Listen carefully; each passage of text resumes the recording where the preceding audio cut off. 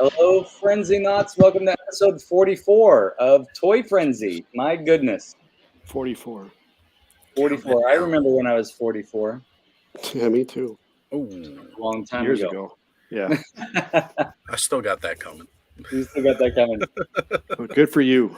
Yeah. So how's everybody doing tonight?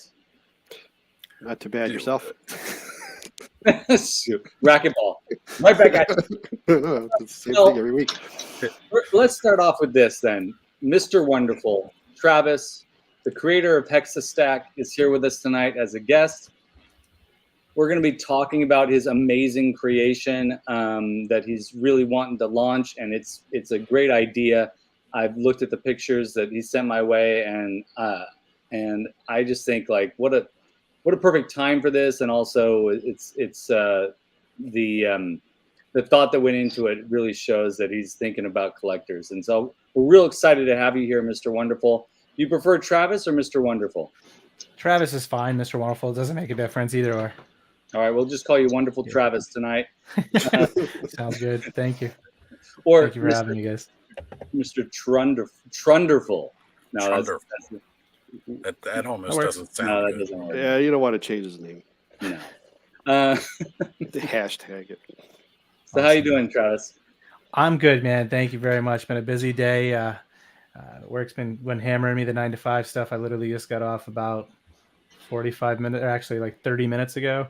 And I'll be picking up after I wrap up here with you guys for a few hours, get some big project work and trying to juggle that. And then really been setting up the mini shop in the basement for the print equipment and stuff. Got some bigger equipment here. I mean, you guys can see behind me, I've got some equipment there that I use, but that's really just the smaller prototype work stuff, but getting the basement in place so that I can start to produce everything at a much higher quantity after this weekend. After a little bit of delays, we're making moves. That's really cool. And so all that is, I'm a novice, so all that behind you is 3D printing equipment, right?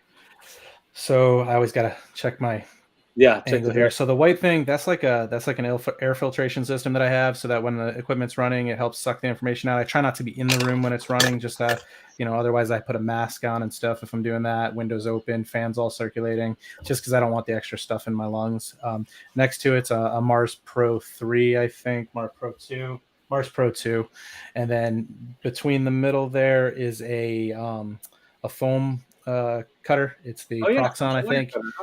And then that right there is my FDM, one of my FDM printers that I have. Really, that's what started all of my 3D printing. Down on the corner back there, you can see there's like a little vehicle. It's kind of hard to see, but there's a little vehicle that I've been working on just on the side for my 6-inch figs. And it's just it's my work office with my printer equipment. Yeah, so back there with a little fan sitting on it by the window, you can see that there's a vehicle in the works. It's not nearly as cool as some of the equipment that other 6-inch scale items that people are building more professionally, but something that I found online and started working on. But that's the FDM back there that started it. And in the basement, I've got a pretty large portion of the basement outfitted with equipment that I'm getting up and running, so that way as the Kickstarter goes live, I can be already producing the equipment. Doesn't look like we're going to go with a factory builds just yet with injection molding. It's going to be high detail 8K resin prints for now. But it'll still be, even if we go the route of being able to eventually have things distributed through a factory, we'll end up being able to use and integrate with the current model so that people aren't forced to replace things they already have. That's great. Going in-house will allow me a little bit of flexibility in what I can provide, and we'll see some of that as we go through things later for sure. But yeah, everything's keeping me busy with family, 3 kids, wife, almost 20 years of marriage this summer. This week being Father's Day, I'll know whether or not the family decided to post up and get me my PowerCon tickets or not. So I'll know if I'm going there. We'll see. It's hard because it's like right next to the 20-year wedding anniversary, though. So we'll see if the wife wants to spend a weekend nerding it out in Ohio. Your wife doesn't want to spend the weekend at PowerCon with you for your 20-year anniversary? You got to tell her it's my- going to be an awesome weekend. You know, I've tried. I have tried. I've said, look into it, see if there's things around there. You and the daughter can go figure something else out while I take my little dude and we go nerd it out with Hella Dope and all those folks that Oz, the folks that are going to be there in person. So Cool. I don't know that that's going to happen. Fingers crossed. We'll see. But yeah, my wife gives me a hard. It's actually HEXASTACK is the first thing to keep my wife from giving me a hard time about my action figures. It's always been a habit of mine. I've always been accused by her and my daughter of playing with little tiny plastic men, and they always give me a hard time. My wife has settled down on those comments as I have something that is actually potentially going to lead to an opportunity to establish my own business, and I've got bigger things than just the HEXASTACK stands. I would like to drive that direction. But got to start where with what I know and where the gap is, and get that going first. That's great, man. I love that. I love that Travis just gave us all that information like right off the bat. That's fantastic. And that's the episode right there.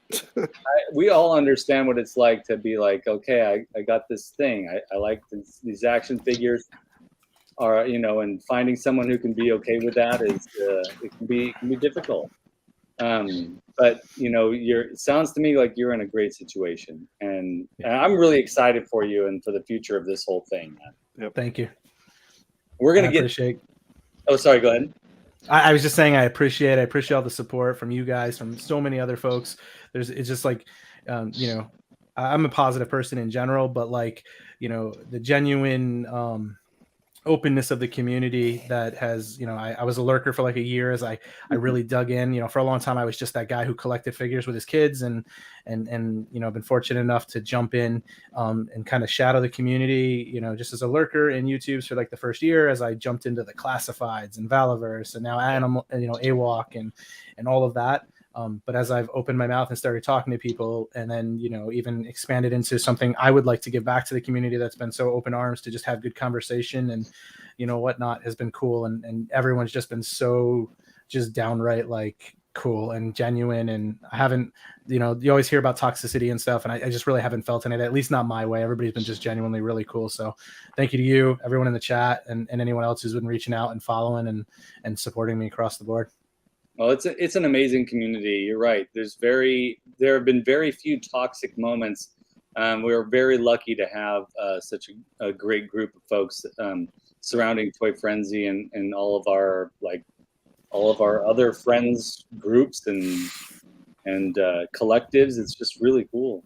So speaking of community, Oz, do you think we can get through, see what we got going on in the chat? I believe so. Already highlighted a few awesome comments right there. Some comments about Skelly's shirt, making people hungry. I'm gonna get into that in a little bit here.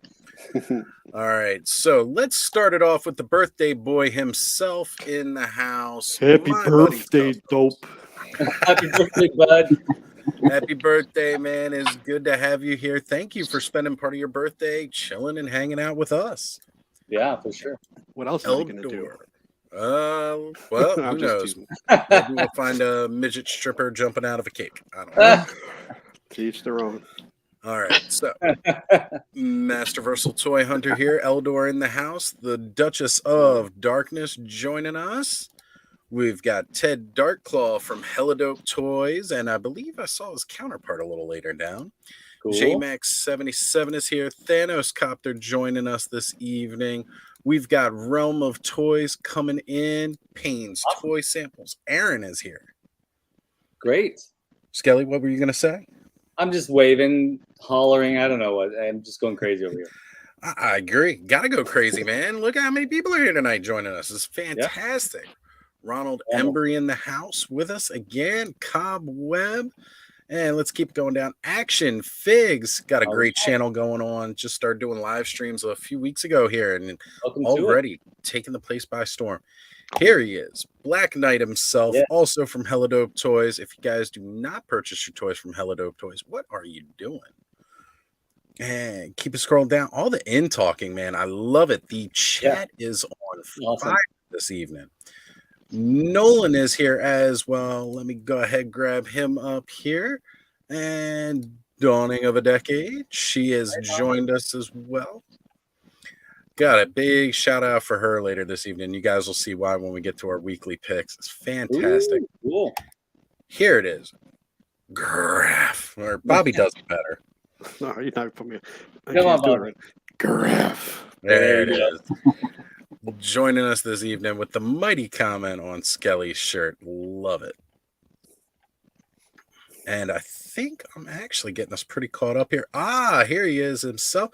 All right, Mr. Home Arcade. Good to have you here, brother. Met this man this past weekend at Maryland Toy Expo. Oh, cool. That's great. For everybody who wonders, yes, he does sound just like he does in his videos. That's great. And for any of you all watching that have come up with this weird rumor that Mr. Home Arcade and Eldor are the same person, it's not true. It is not true. I haven't heard that one. Yeah, a couple of the circles I run with, so they keep trying to perpetuate this rumor that Mr. Home Arcade and Eldor are the same guy. And I'm like, I can guarantee they're not. And they kept saying it. And I was like, after this weekend, I'm putting this to rest. They are not the same person. That's hilarious. That's great. All right. And Ray Black is in the house as well this evening. Absolutely great to have you all here. And I don't believe I missed anybody. I think that should get us caught up. A little slower than usual this evening. That's all right. But absolutely. Oh, cool. A couple of comments here. I noticed just now.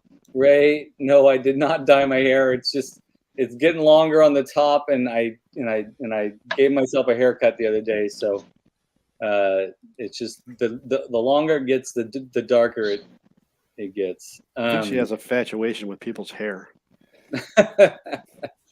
Hey, to each their own, right? Mm-hmm. Cobweb is here mentioning that was just him. He knows they're not the same. Oh. Sure, they're not the same people. Yeah. So Cobweb is saying that, is he admitting that he started the rumor, or is he saying that? Sounds like it. Oh, man. So speaking of which, guys, we got to do, did Bud send us an intro? Should we go ahead and do we got an intro? Let's run through it. We're actually doing the intro before 12 minutes. Wow. Okay. So we're running right through.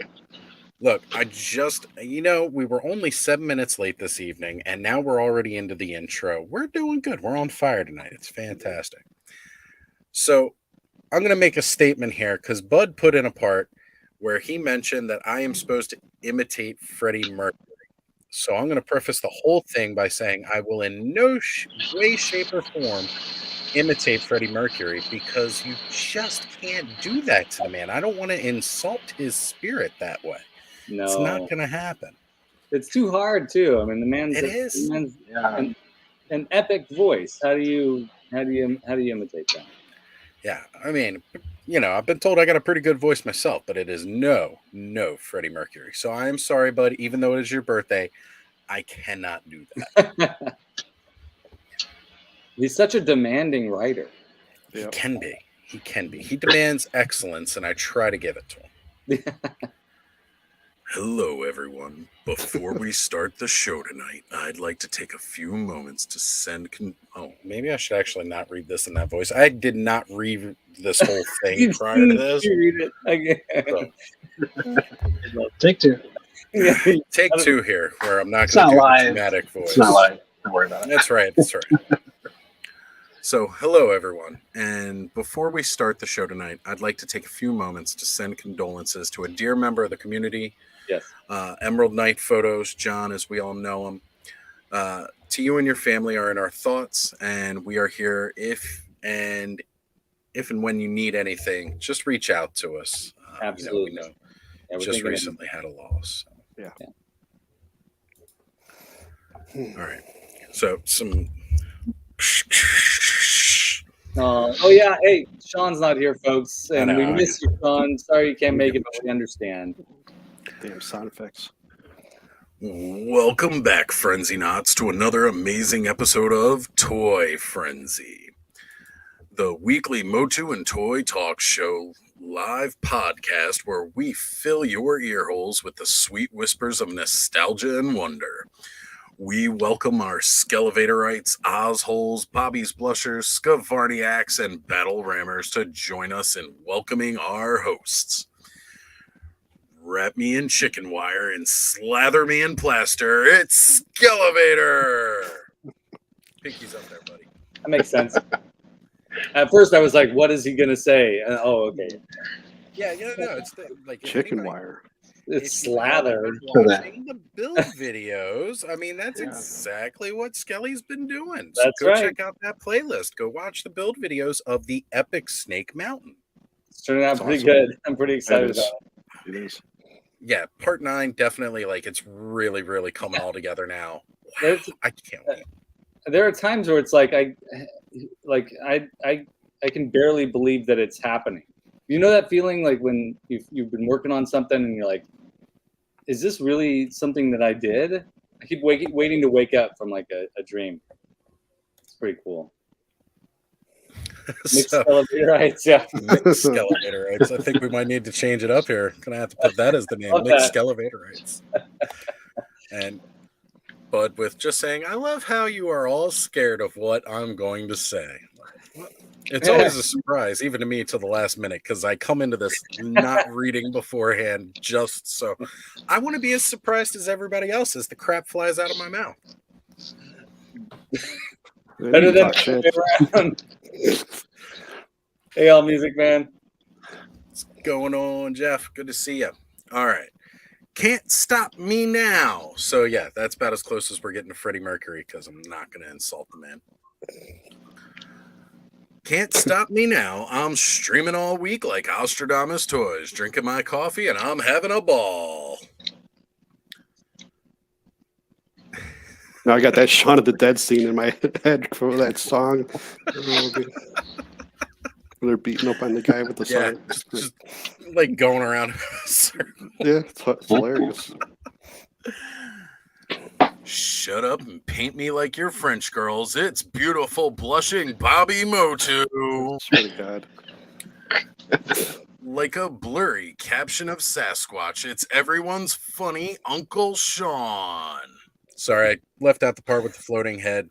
Unfortunately, Shawn's not actually. There we go. We have a floating head. Sorry, I clicked the wrong thing. I had it on mute. I was like trying to talk. I'm like clicking all the buttons, and I wanted to say we miss you, Shawn, if you're watching.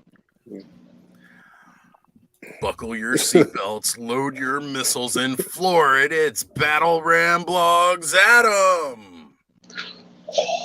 Oh, wow. Now, everyone, put your hands together and welcome our new Patreon to the Frenzy, Mr. Josh Knox. Welcome to the Frenzied, and thank you for your extra support. You, sir, are awesome. Welcome, John. Wait, John Knox? Josh. Welcome, Josh. If you too would like to further support the Frenzied and our endeavors, please head over to patreon.com and search for any of us. Your Patreon helps to support the many things we do in this podcast and for the community. With Patreon, we are able to pay for such things as StreamYard, so we can host up to 10 people on a live chat at once. Canvas, so we can give you amazing intros, outros to our videos. Upcoming and past giveaways to our Patreons and viewers. Bobby's excessive overuse of Vicks Vapor Rub and plump when you heat them hot dogs. Okay, so I missed one, but that was funny. Just the most random How stuff. long has that joke been going on for in the show? Oh, man. Since January. I know, I haven't spoken about it in a long time. Sometimes you just got to bring back up the old stuff. Yeah. See, that's why Shawn wasn't here tonight. He knew it would be all about him with that Vicks and the hot dogs. You also get access to the IG group chat, exclusive Discord server with tons of channels for you to post and talk about toys, and you get to be a part of the amazing community random acts of kindness, which is just another way to give back to the community and fill someone's day with joy and wonder. A quick apology, I must correct myself. My buddy's Customs Signing up for any of the Patreons gets you the ability to join in the Ostradamus Toys After Hours stream. You need to be a Patreon to both view and be a part of this stream. My apologies for the mix-up the past few weeks in the intro. So Bud's just clarifying how that works. When we do that After Hours stream, the After Dark show, all of our Patreons, Bobby's, myself, Skelly's, Adams, all of you are invited to join. And once we hit the max of 10 people actually live streaming at a time, then unfortunately I can't add you to the stream. But we have people come and drop in and drop out all the time on those. So if you want to get in on the action, totally sign up for one of the Patreons. We'll post the links a little bit later, and you can definitely check those out and sign up and join in on the fun. They also could join in on the chat as well if they're not on screen. Yes, absolutely. And you also don't need a camera to go live, folks. That's never a requirement. You can always have the camera off and just join in by voice if you want to chat with us a bit. Absolutely. That's what I'm going to do. I'm going to turn my camera off. Oh, okay, there we go. Bobby's turning the camera off for the night. Now, when you really start hearing the weird noises coming over from Bobby's side, though, don't forget to mute the mic, Bobby. Yeah, I know. I was worried about those plumped hot dogs and the Vicks vapor rub. I'm out of Vicks, so don't worry about that. Oh, no. I think I got some around here somewhere. Well, that's not going to help me out. I'm just going to throw it to you. Like when we did the, what was that? The Mr. Wonder or Wundar or whatever. Yeah, was it Wundar? We did that one where, you. No, it was CamoCon. That was CamoCon. Yeah, right, Skelly threw it to you. You threw it to me. We made it all the way from, the West Coast to the East Coast, one stream. I just had an idea. Okay, I like to throw these ideas out to the community. Everyone who's watching, here's an assignment for the week.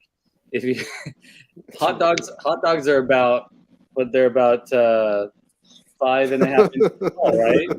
They're about they're average. I've heard they're a good size. They're about the equivalent height of a Masters of the Universe action figure, right? There is a way to get ones bigger, or you can get the minis. Well, we're not minis, but I'm a regular size. I want to see photos of Lumpers. your action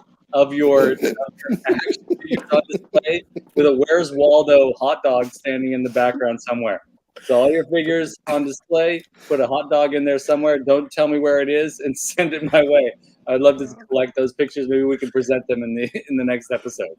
When I worked at the movie theater, there was this guy who was crazy, and he was sitting on the counter when all the movies were getting out, and he had the hot dogs from that we would make, and he had it stuck in his pants, and he was just sitting there on the counter, and everybody's walking by, Oh no! It was embarrassing. How long after that was until he was fired? Oh no, you didn't get fired for that. No big either. Just I want to see it. It's gotta be, folks. It's gotta be the hot dog has to be standing upright like an action figure. It has to be a Where's Waldo situation. Those are the two action and figure play with a Where's Waldo.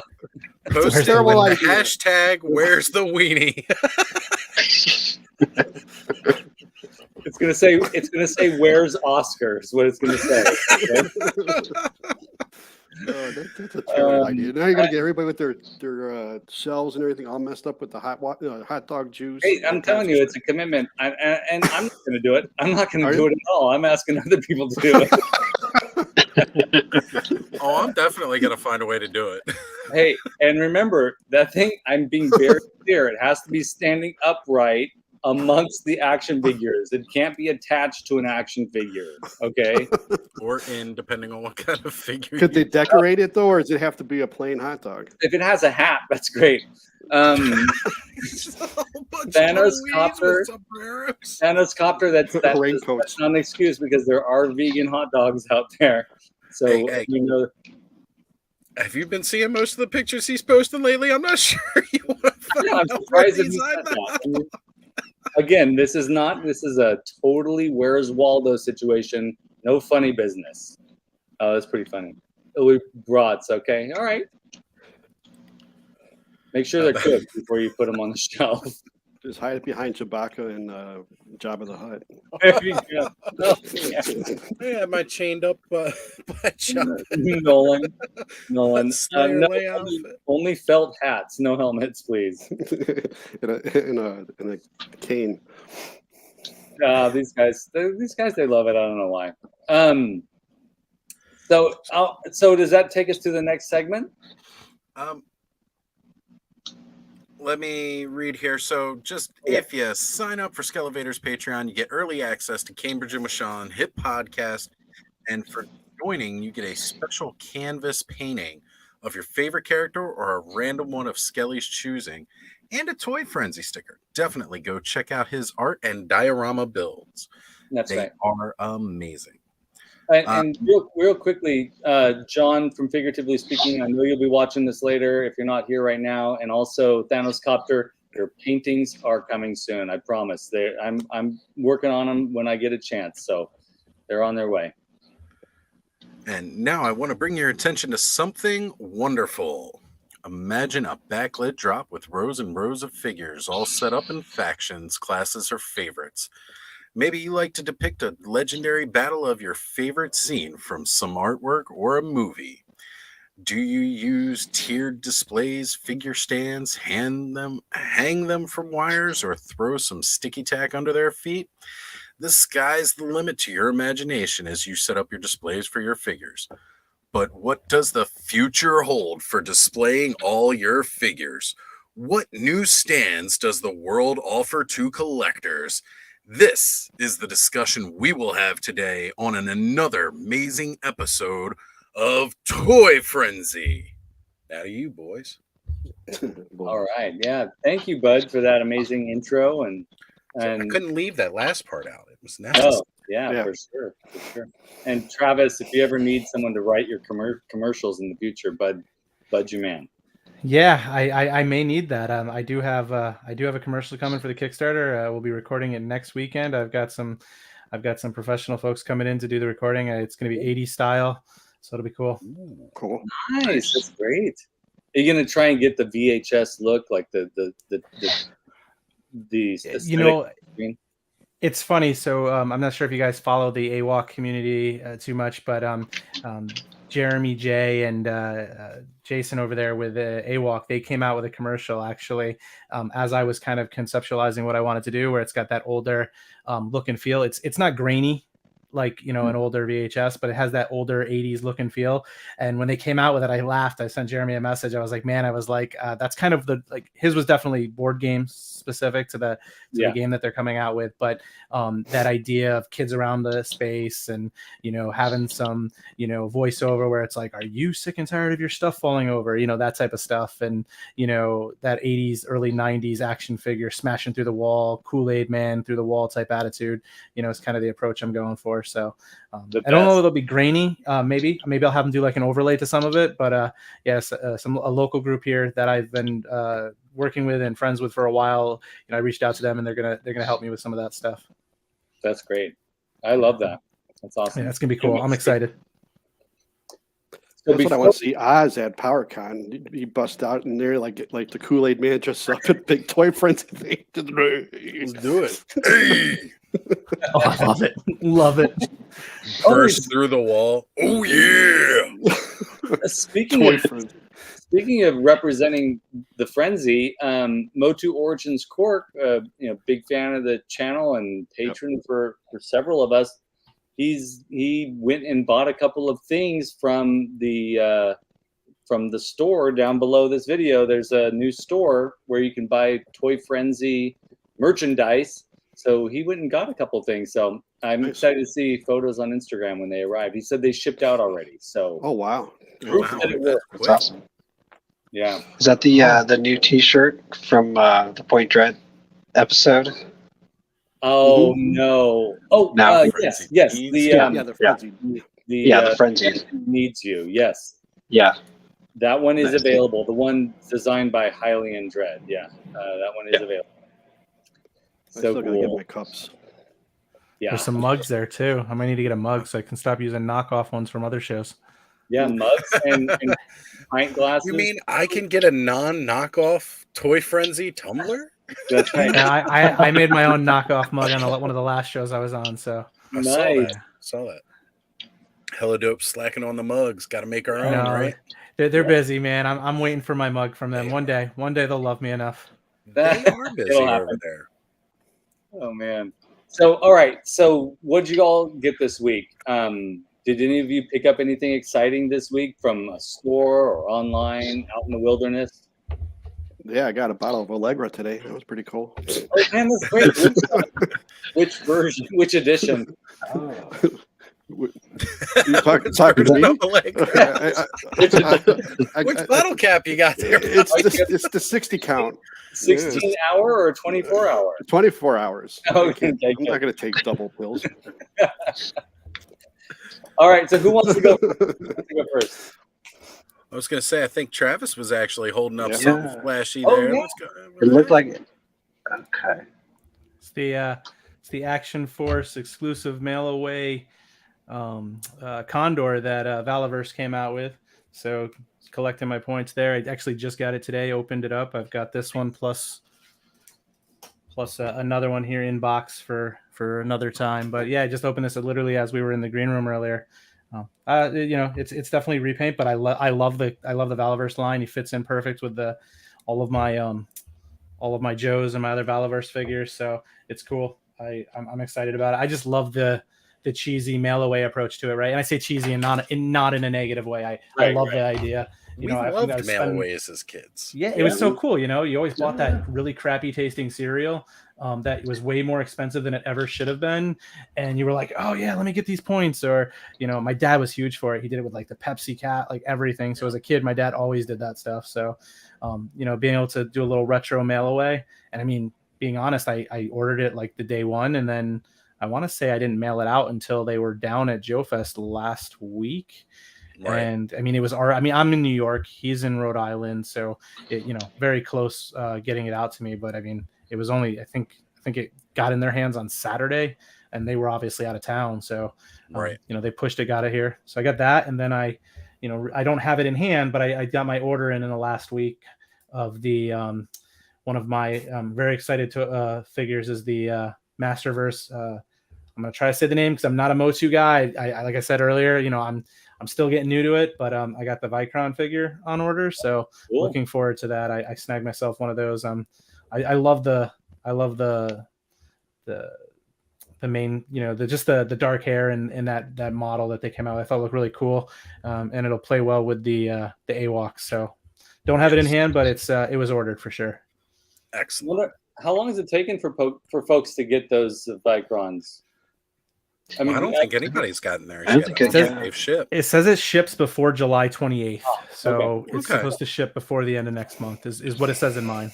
That's great. I've seen a lot of people are finally getting the made to order Grizzlors, and I just saw Eldor said that his made to order Wundar shipped today.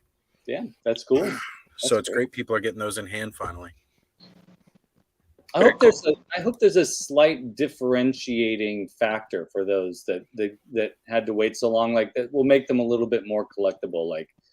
Like a something slightly different in the paint application, or that'd be cool. Something to make them just a little, maybe the like a flat back. Yeah, like a flat back. Yeah, exactly. Rounded feet. Right. Rounded feet, no fingers or something like that. Old accessories have no fingers. 2 left feet. Anyways, okay, so that's great, Travis. You scored that. I love that figure because he looks like he's right out of an episode of Miami Vice, man. Yeah. I saw on a lot of the channels there, they were showing a lot of the I can't think of what it's from.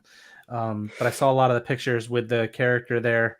I can't even think of the actor either who this was modeled after. So I know there's a lot of folks that said it was modeled after the one G.I. Joe character there. I can't even think of his name right now. Chuckles. Yeah, thank you.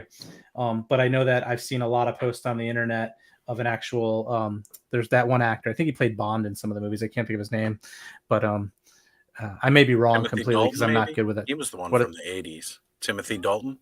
No, it wasn't from the 80s. It's like, I don't think it was. I think it was a fairly recent thing. It was all over a bunch of the Instagram posts and stuff. And, you know, he looks just like the dude. And the shirt there for that kind of Hawaii or, you know, Miami style was cool. I like it. I love the more casual look to him and the undercover approach. Definitely gives some cool things to do. I really love what he's done with the line and the you know, uniqueness of the different characters. So I've been really happy. So being able to take part in the mail away piece for it and that was really cool. Yeah, that's awesome. So guys, anybody else pick anything up this week? I got one. Oh, we got a Motu Classics Mossman. Oh, great! Was he? Very Did he come in package or is he? No, he was loose. I've got the second head, but it's stored away somewhere. But Yeah. I've got the 2000X head on him, which I think looks better. Does he still have a scent? He does, yeah. He especially when because he was in a plastic bag when he arrived, so it's really actually pretty strong. It's a little fainter now, but I can still smell him. That's awesome. And I haven't seen that one before. Is that texture is it's more of like that moss feel? Like it's yeah, it's like a flocking material that's glued onto the figure, so it's a fuzzy kind of mossy feel. Cool. Mm-hmm. My Mossman's lost his scent completely by now, but I haven't kept him stored in anything. You know, when I got him out and haven't put him in anything since. Yeah. Let him breathe. Do you prefer the 2000X head or the vintage style head? For this particular figure, I like the 2000X head. I feel like the vintage head's a little too, like the chin juts forward too much, and he's a little too intense. This guy, he looks more like, you know, a nature god kind of figure. I do like the vintage Mossman head, just that OG Beastman head. I like that too. But for this one, I like the 2000X head. Yeah, he looks great, man. I love that figure. Which one are you going to pursue next? I'm done until PowerCon. I've got a few more on my short list, but I gotta save up some pennies for PowerCon. I think you might get those ones on your list at a slightly better deal at PowerCon. Yeah, I hope so. I need like Faker and CobraCon and a few others. So. Nice. Those are definitely some good figures to get, especially from Classics. They were. Yeah. Classics set a high bar for anything to come tackle, and I feel that Masterverse is finally just coming into its own when it comes to like comparison wise. You know, up until these later waves, they just were slightly less. You know. Yeah. Oz, Bobby, did you guys get anything? Bobby said he got Allegra. So you told you what I got. 24 hours. Not Viagra, folks. Allegra. So, as you know, most people know, I went to Maryland Toy Expo this past weekend, and myself, dawning of a decade, we went down there and we actually got to meet, like I was saying before in the intro bit, we met Mr. Home Arcade as well as Lee from Lee's Customs, which is another great channel on YouTube if you haven't checked that out yet. So everybody's talking about next year. Next year, we're going to get some TMNT and Masters of the Universe crossover. Well, I got to tell you, Mr. Home Arcade went into the future and brought one back. Wow. So that's awesome. Yeah. He has been making all kinds of really cool custom figures over on his channel. For those of you who haven't been watching him, go check it out. He's been doing like some DC crossover stuff. He's been doing Ninja Turtle crossover things. He just posted a video recently with Shredder as well. And this is just fantastic look. He's got the feet on there with the boot wraps. And just, you know, he's got the usual swords as well as he's got a power sword and the shield. This thing is phenomenal. And I love having this in the collection now. Mr. Home Arcade, thank you so much for this. Yeah. Fantastic. I actually didn't buy anything for myself really while I was at the Toy Expo this weekend. But between getting that day and since Dawn had come up for the Toy Expo, she has been doing some hunting for me at Ollie's, as some people know. Another big favorite line of mine, straight out of the 80s. Ghostbusters. Another really big fan of that. So Kenner came out with those Kenner Classics figures a couple years back. Oh yeah, While yeah. we were all in lockdown. I missed them. So Ollie's ended up getting a whole bunch of them in. This is the complete set of the Ghostbusters. I'm gonna go ahead and make the screen wider here. Sure. So it's a complete set, all four of the original Ghostbusters at $4.99 a piece. Wow. There were people at the convention. Now, mind you, you could still go to an Ollie's and find these on the shelves for this price. People at the convention with the Ollie sticker on them, selling them for like $30. So I have to ask you. I have to take a moment and ask you this question because we don't have Ollies out here. Is Stay Puffed out there? Oh, I just saw him. Oh my gosh! I wasn't done yet. I gotta find Stay Puffed, man. I never saw him in the store over here, and I'm so stoked that they're at Ollie's now. Well, I'll let you know next time I go, which will probably be this weekend. I will see if any of them around still have them. Yeah, that would be great. I'll do the same, so just keep it updated in the chat because I have 2 Ollies near me, and I will likely be passing both of them this weekend. Yeah. And I've been popping in there because they have had a ton of the Masterverse stuff in there, a ton of the He-Man there. And they also, I've seen, they had the Ghostbusters, but they were the more current ones, like in the square box. I had them in my cart, but then I was like, I don't know that I want to spend $8. Yeah, those.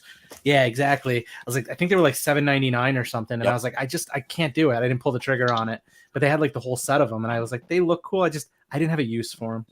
So these are the slimed plasma series. Yeah. And I did come across 3 out of the 4 Ghostbusters up here at one of mine. And I passed on them because I couldn't find, it was Zedmore they didn't have. Okay. When Dawn was hunting down the rest of these things, she did manage to find Zedmore, and she grabbed 3 out of the 4 because they didn't have Egon. I wasn't too worried because I was like, I'm totally going to be able to find Egon back at my store. So I go back to my store. Now they didn't have Egon. But fortunately, she went back and found Egon at one of the other stores. So nice. I have the full set of the plasma series.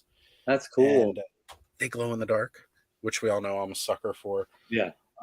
But now when it comes to the Kenner Classics, because I'd already picked up Fearsome Flush after I had the that poop tube evening. I had to pick up Fearsome Flush to catch all the crap that was coming out of my channel. And then also got this guy. Oh, the best. Now I have a full set of the Kenner Classics Real Ghostbusters line. That's cool. Finally. Because I do have an Ecto 1 on the way that I found on Amazon. Oh, nice. Wow, that was really great of Dawn to pick all that up for you. That's so cool, man. Absolute amazing girlfriend. Thank you, Dawn. I really appreciate you hunting all that down for me because I only got like 2 Ollies out here. And when I went, they did not have all the stuff. Like they literally had this and, the big-eyed ghost and the Fearsome Flush. That was all they had. And I was like, man, but got them all now. I'm going to walk into a store and just buy a plastic toilet. Yeah, man. It's hilarious. Hey, you know what? When your toys got to go, they got to go, okay? Right. Especially if they've been drinking some Orco's crunk juice over there with Mr. Home Arcade getting the power. Oh my gosh, everybody should be watching Mr. Home Arcade's channel. It is so good. I love his channel. So yeah, if anyone runs across a Stay Puffed over at Ollie's for whatever, how much is he going for over there? $4. Oh God, please, yeah. I mean, that's Skele right there. Dude, if I come across a full set, I'll spend like the $20 and get you the whole thing. Yeah, all I wanted from that line was the Stay Puffed, and every time I'd go, I wouldn't see him. But yeah, they also got the little plushies, like the little plushie ghosts. Like there's a Terror Dog, Slimer, Muncher. I've got Slimer and Muncher for myself. There's a couple of other things that I got that I'm not going to show off because it's a surprise for Connor. But yeah, they've got a Stay Puft plushie too. Cool. Yeah. That's awesome. I love Stay Puft. I also love Slimer too, and I had the vintage version of that Slimer, that exact Slimer, and part of me was always frustrated that he didn't have that. He kind of just sat on a flat. He just sat on the ground rather than putting him on a little stand or something. Yeah, same with this one. There's no like real stand. I was looking, there's a couple of third-party ones that kind of work, but you're right. It's kind of lame that he doesn't come on something that makes him look like he's flying. Yeah. Well, I guess if you have Travis's 3D printing equipment, you could just make one. It's true. I mean, you could just set them on a hexa stack, and I mean, depending on what the peg situation is needed for it, you might be able to just levitate it above it with a nice translucent post. Oh my gosh, I love that. I'll be doing no selfless plug there. This weekend. Hey, gotta have. That's the topic of today. That's the topic. You're allowed to plug it. Exactly. All right. So the thing I picked up this week, well, I actually bought it a few weeks ago, and I'm real excited. So we've had this guy Mark Enright on the show quite a while ago when he was working on he makes action figure latex masks, so based on vintage action figures. And NECA picked up his Masters of the Universe designs. I mean, they're really authentic to the vintage action figure in human-sized mask form. And he also makes these masks that are basically the hamburger that you sit on in I was wondering if you were going to get that. I haven't gotten the mask. Okay. You've got to get Vegan Nightmare. I'm waiting for work to give me the raise I deserve, and so I can start getting his masks. But what I did get is this awesome shirt. So that's his logo, mortar heads with the McDonald's golden arches, which is just, I feel like Mark Enright just has he's like hardwired to my brain. The things that I'm interested in, he's interested in. It's like of the same flock. But man, this came in the mail yesterday, and it came with a bunch of stickers and magnets. Cool. I'm afraid to pull it off because he has this great note here. Skele, thanks for the support. With a sign, his signature there. Two little Mortarhead stickers and a traditional Mortarhead sticker, and I don't know what the ones behind there are. Wait, I'm taking it off. I'm sorry. I got to do this. I think it is what I think. You just saw something. I just saw something. All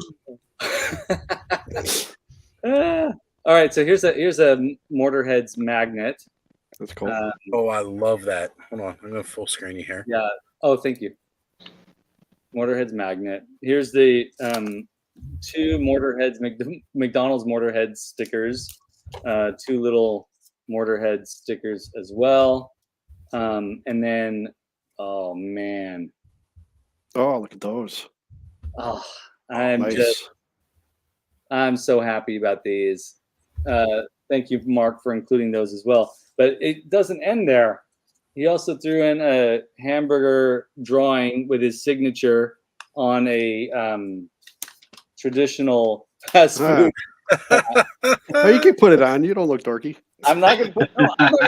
I'm gonna frame this thing. You kidding me? I'm not gonna get my greasy forehead on there. I'm gonna save that thing. But yeah. And I'm gonna go ahead and post the link here. I got it ready to go. Folks, go order yourself a Mortarheads t-shirt, or get a bunch of his latex masks if you have the money. His masks are amazing. Star Wars vintage action figure designs, all kinds of stuff. Deep cuts. The Hammerhead one is cool. The Hammerhead one is beautiful. Greedo Engineering is insane for a Hammerhead mask because it's got to come out and then up and out. That was always one of my favorite Star Wars figures, so I always liked that one. Hey, John became a YouTube member. Oh my god! This is the first. Thank you. Folks, this is the first one. The first, John, you're officially the first YouTube member of the channel. What an exciting celebration. This channel just now has the ability to do this, and John, you're the one to do it. Awesome. That's right. Thank you. That's so cool. Thank you. Also, folks, for those of you that are fans of it now, there are super chats. Oh, yeah. Skele set up the whole shop. You can get your Toy Frenzy merch now. You got super chats, channel membership. Skele, have you done any emojis for the super chat? Yeah, there's emojis based on about 2 years ago. I was working on these little paintings called Motu Misfits, and they're like wonky looking Masters of the Universe characters, and one which is a painting of the fictional Skele Vader character that I created as well. But yeah, the emojis are, I embedded those. So, I mean, honestly, I don't know how it works. So if you do a super chat, you get an emoji or something like that. Well, if you become a channel member, you get exclusive emojis. So, oh, I see here they're locked. Okay. Hang on a second. Let me... Here it is. I don't know how it works. All right, folks. I'm doing this in real time to help Skele figure this out. Oh, thank you. This is all new. It's like, I was like, oh, I'm just going to do this stuff. I don't know how it works. We'll see how it plays out. So just a reminder, I'm only in for an hour today, so I'll be logging off in just a few minutes here. All right, Adam. Well, we understand, and be sure to continue watching when you can, so you can see Travis's amazing. Yeah, place. No, I'm really interested to see what he's come up with. Yeah, thank you. These things are amazing. So I think while I'm figuring this stuff out here, Skele, for you, why don't you go ahead and let Travis take the stage a little bit? Yeah. I'm going to go ahead and Travis, I'm going to add your slideshow here that you sent my way, which is like extremely professional and beautiful. I was really impressed when I saw this. But yeah, this is your, I'm assuming that you created this to sort of like elevator pitch for people who might be interested. Yeah, so I actually put this together this afternoon. Cool. When you asked me about photos last night, so I had some stuff that I had been already playing around with, but I cleaned it up and I took some screenshots of the 3D models because I don't have a full set of the ones complete, and I just wanted to give something here. There's, I keep joking that I'm going on the HEXASTACK tour, so there's a bunch of other shows that'll be, on over the course of the next 2 months. My goal is to try to stay in front of folks in the community, every week at least one time. Just to continue to keep it in front of folks as the Kickstarter gets ready to go. So I put this together. I'll probably be adding some additional slides and more content to it. But yeah, it's an elevator pitch. It kind of just it shows some of the key pieces. And again, it's not everything. As folks that have followed me on a couple of the other shows I've been on already, they'll be aware and know that there's other models that I'm not necessarily displaying yet, as they'll be part of the stretch goal pieces of the Kickstarter. So I'm not displaying all of them, but there is tonight there is a first time showing outside of a couple folks that have seen some of the unique stands. There's a piece that I've hinted towards, but we'll be seeing some of the mock-ups of those 3D renders on the screen. So yeah, it's cool. I'm really excited with it and whatnot. So yeah, here you can see the 3D model of the half-inch stand, right? So this is your first level stand, outside of what you would put on the ground. The idea here is that the stand comes in 4 different sizes. It's 1/2 inch, 1 inch, 2 inch, and 3 inch. And the reason for that is because it allows you to really scale in so many, modular, ways, right? So you can have your 1.5 inch, 2.5 inch, 3.5 inch. You can have 5 inch.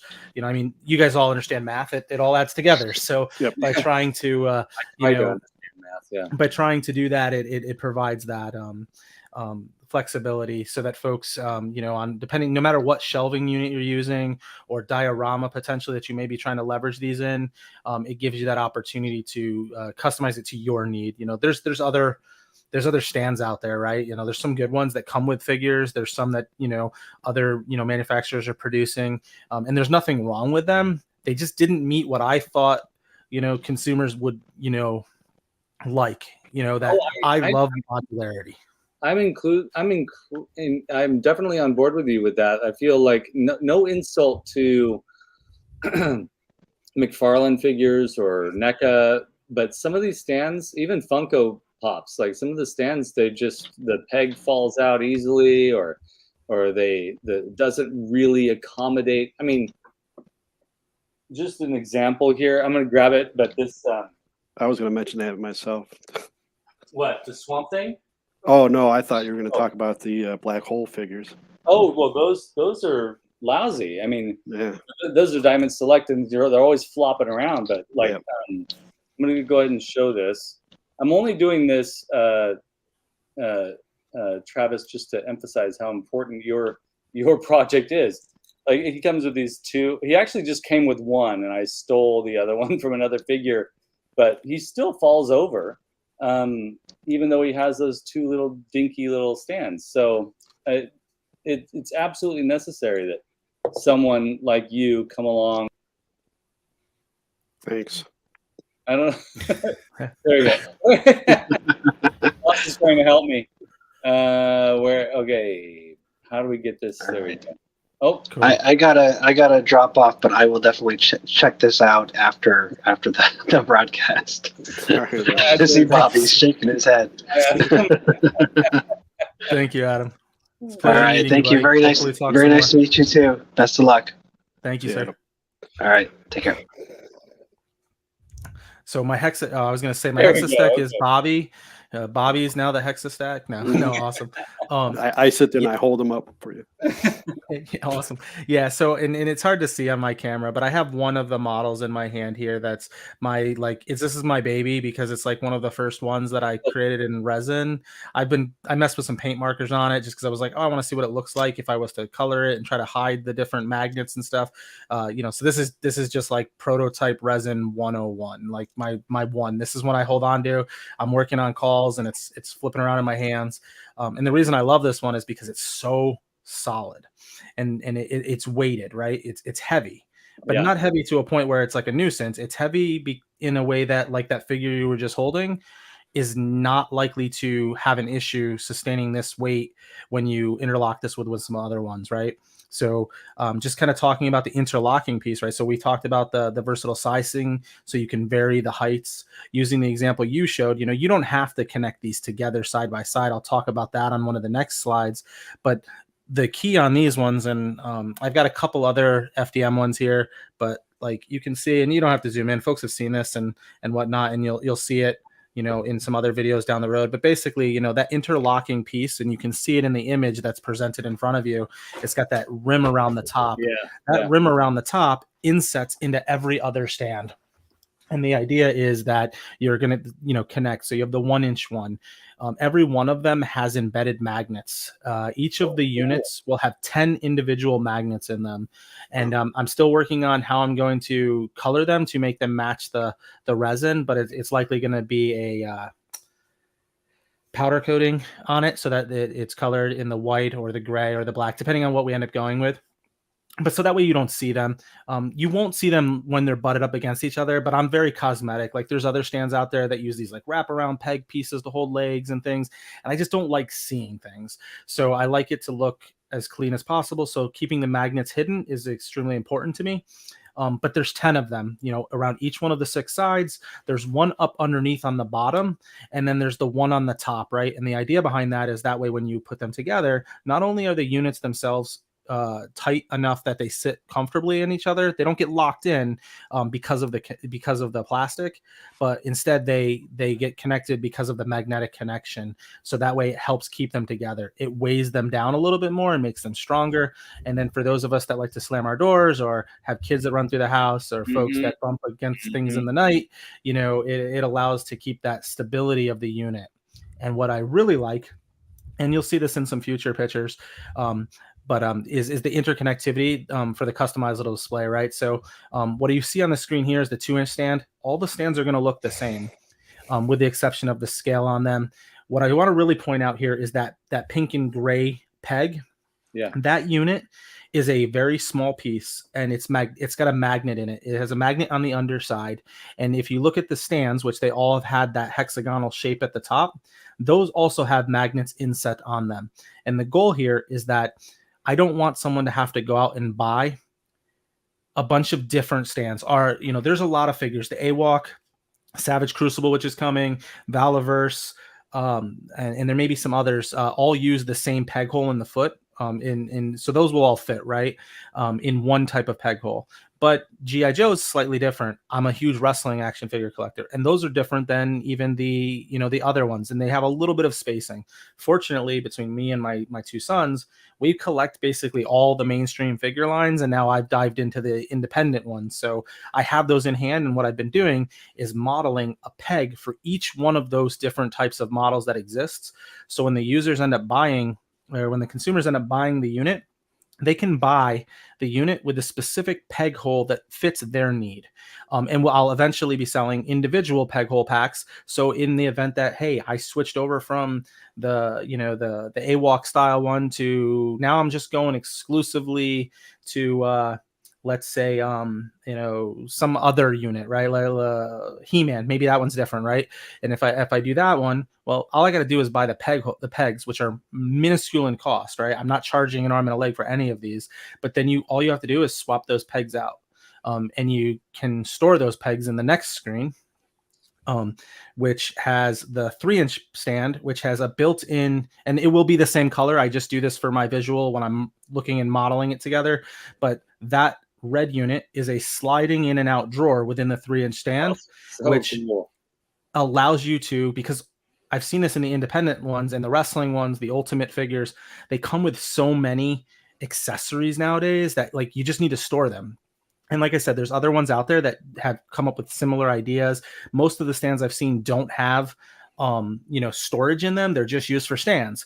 But as a collector, as a parent, my sons have so many bags for their extra parts and things like that stored, and I never find something that works good. But what's really nice is if I'm setting a display up and my sons are getting older, they want to keep their stuff together. They don't want a bunch of extra storage bags. You tuck them right in there. And if you guys check out if you're really interested in seeing how much this has, I have a Super 7 Matt Cardona action figure who comes with a crap ton of accessories. I think there was like 3 heads, or maybe it was 2 heads. There's a bunch of dollar bill things and hands accessories. And there's a picture of it in my Instagram, which shows that red container holding all of those accessories. I mean, there's obviously limits to what will fit in there based on the shape and capacity, but you can store a ton of stuff, including its own peg holders, the foot pegs.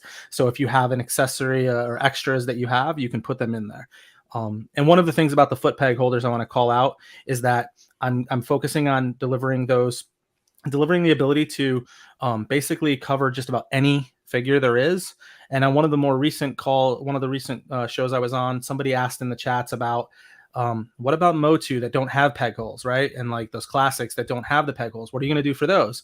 Well, I've also provided the opportunity that you can get the peg holes with just fillers. They're basically plugs with magnets in them. So there will be no peg hole on it. So there's that one. If you're, maybe a pop collector, you don't need a peg hole so much for general pops, or maybe the Moto, maybe you've got it stacked up and you're not too concerned.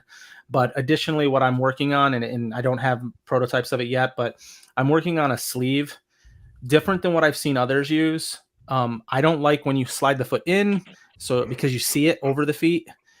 So what I'm doing is looking for something I can slide the foot backwards into, so it's a little less noticeable, because again, I like the visual that I don't see things that I don't need to. Right. And I'm also considering potentially providing that in a translucent color, hopefully too. Yes. So yes. I'm playing around with that. That's not official. That'll be a stretch goal piece of it. It's going to happen one way or the other. I want to see the Kickstarter succeed because it'll allow me to produce things at a much faster rate for folks. and really deliver that this year. Like there's not going to be a long lead time. I've already told my wife, I said, as soon as this gets off the ground, I'm printing and printing and printing. Once I have all the final models and stuff completed, they're all going to be printing, and I'm going to be building these and getting them ready as the Kickstarter is going live. So that way, when the Kickstarter closes, I can start shipping things out as soon as possible. It's modular. I think I kind of covered on all the things. This is the first time anyone besides a select few have seen what I'm also going to be offering. And this is part of the reason I'm going to a in-house build as opposed to going to a injection molding factory build right now, is it allows me more flexibility to build these without having to invest extra money into injection molding for separate, textured half-inch stacks. So because all of the stands can be stacked on top of each other, I've decided to go with the approach of on the half-inch stands, there's a few alternative textures. And I don't know that these are all of the ones I'm going to finalize for the Kickstarter, but these are some options that folks will have the ability. So if you want it to be more integrated with a wood environment or a stone or a cracked rock, A-walk, I can picture with that. Or even like the He-Man with the cracked stone would look really cool. If you're in the Mythic Legions and you have more of like a knight, you might want that paved, stone one there, or even possibly the wooden one. So these are some alternative stands, and those will be an opportunity to order packs of those also. Having all the same functionality, the textured stands will not be available, at least for the time being, will not be available in anything but the half-inch. But again, it's modular. You can take that half-inch and put it on the 3-inch one, and now your 3-inch stack looks like it has the unique textured top also. So first time folks have been seeing that, and what I'm going with there. I love that stone finished one. I mean, it's great. And how lucky are we to get the first glimpse of this? It's amazing. Yeah, no kidding. That's great. So cool. Thank you. Awesome. Thank you. And I just have some starter kit prototypes. So I know I've mentioned this, and I shared it on a video. I shared it on some screens or like a reel on Instagram. The starter kit, which is going to be the main piece that I'm trying to push. There's going to be other features. I know that I have at least, and give me a second, I'm going to open something up on my other screen so I can make specific references. So we're going to have the starter pack. The starter pack is going to contain 2 half-inch stands, 2 1-inch stands, 1 2-inch stand, and 1 3-inch stand. The 3-inch stand comes with the drawer. I'm not making 3-inch stands without the drawer, and with the drawer, you're getting the drawer regardless. It's a benefit. And then it'll come with 12 foot pegs. So what that's going to allow is your selection of the type of foot peg that works for you. So each starter kit, you can pick the 12, like it's one bag. It'd be too much for me to try to, one pair of these, one pair of those. So you've got to get it in the 12 pack for that starter kit, but you can pick it if it's the Motu ones or it's the, Valaverse fitted ones. And you pick those and it'll be, exclusive to that based on what you need. But we'll also have expansion packs to try to do it right and keep the price on point for everyone. Right now I have expansion packs by size. And some additional pictures here show what's coming in the starter pack. So these are just disregard kind of the prototype model where you can kind of see some filament issues and things like that. Some of that is exactly what comes in the starter pack in, the 3-inch, the 1 and the 2 and the half-inch units. So that's what you'll get. But some of those are older models that didn't include some of the magnetic peg holder features that I advanced over the cycle of prototyping the units out to what I thought was going to be the best one. But I wanted to give folks an opportunity to see what's coming in the box. Those are the production packages that you'll get for all the units. And the other packages I'll be selling are the half-inch expansion, 1-inch expansion, 2-inch expansion, 3-inch expansion. And for now, doing those in 5-unit bundles. I haven't figured out all of the pricing just yet on those. I'll be figuring that out over the next week. But one of the things I want to talk about on those is I'm not trying to get rich. I have a full-time job that I'm very happy with and I love. I get to do exactly what I love to do every day. I'm doing this because I love to hustle. I love to, not in a negative way, I love to keep myself busy, challenge myself, start a business, make the business succeed. But also the big thing is provide a service and a product that is, missing in the area, in the area. And I felt this is missing for me. And when bouncing it off a few folks in the community, they're like, yeah, no, this is a decent idea. I really think it's good. You should really go with it. So I immediately like registered the LLC, submitted the patents. So the patent is pending on all of this, and drove it forward. And the goal is to do it at what is a good price. So I can confirm that the starter kit package for the Kickstarter will just be $30, and it comes with all of those units in there. Okay. And I went and I looked at other productions or other units where you can get those. And I mean, you're getting, from what I've seen, anything that's comparable to what I have and what I'm providing. The cost of resin and producing these in a resin, so you have no layer lines and you're not seeing that. The competition that I've seen out there is typically typically FDM. And for those that aren't familiar, you're a lot of times going to see layer lines unless somebody's sanding them and doing a lot of extra work there. So these they're going to be, I don't want to say flawless, but they're going to be very clean. You're not going to see layer lines from the prints. So the cost of producing is a little bit more, but I didn't want to put out something that wasn't the best thing I could put out. So for the starter pack at Kickstarter, it's going to be $30. Once we go to full retail, it'll jump up a little bit. But for those that get in there in the Kickstarter, we'll get those for $30. And I'm really trying my best to keep the price point on everything as affordable, because I recognize it's an accessory. You can't play with this. You can use it to help set up and display your things.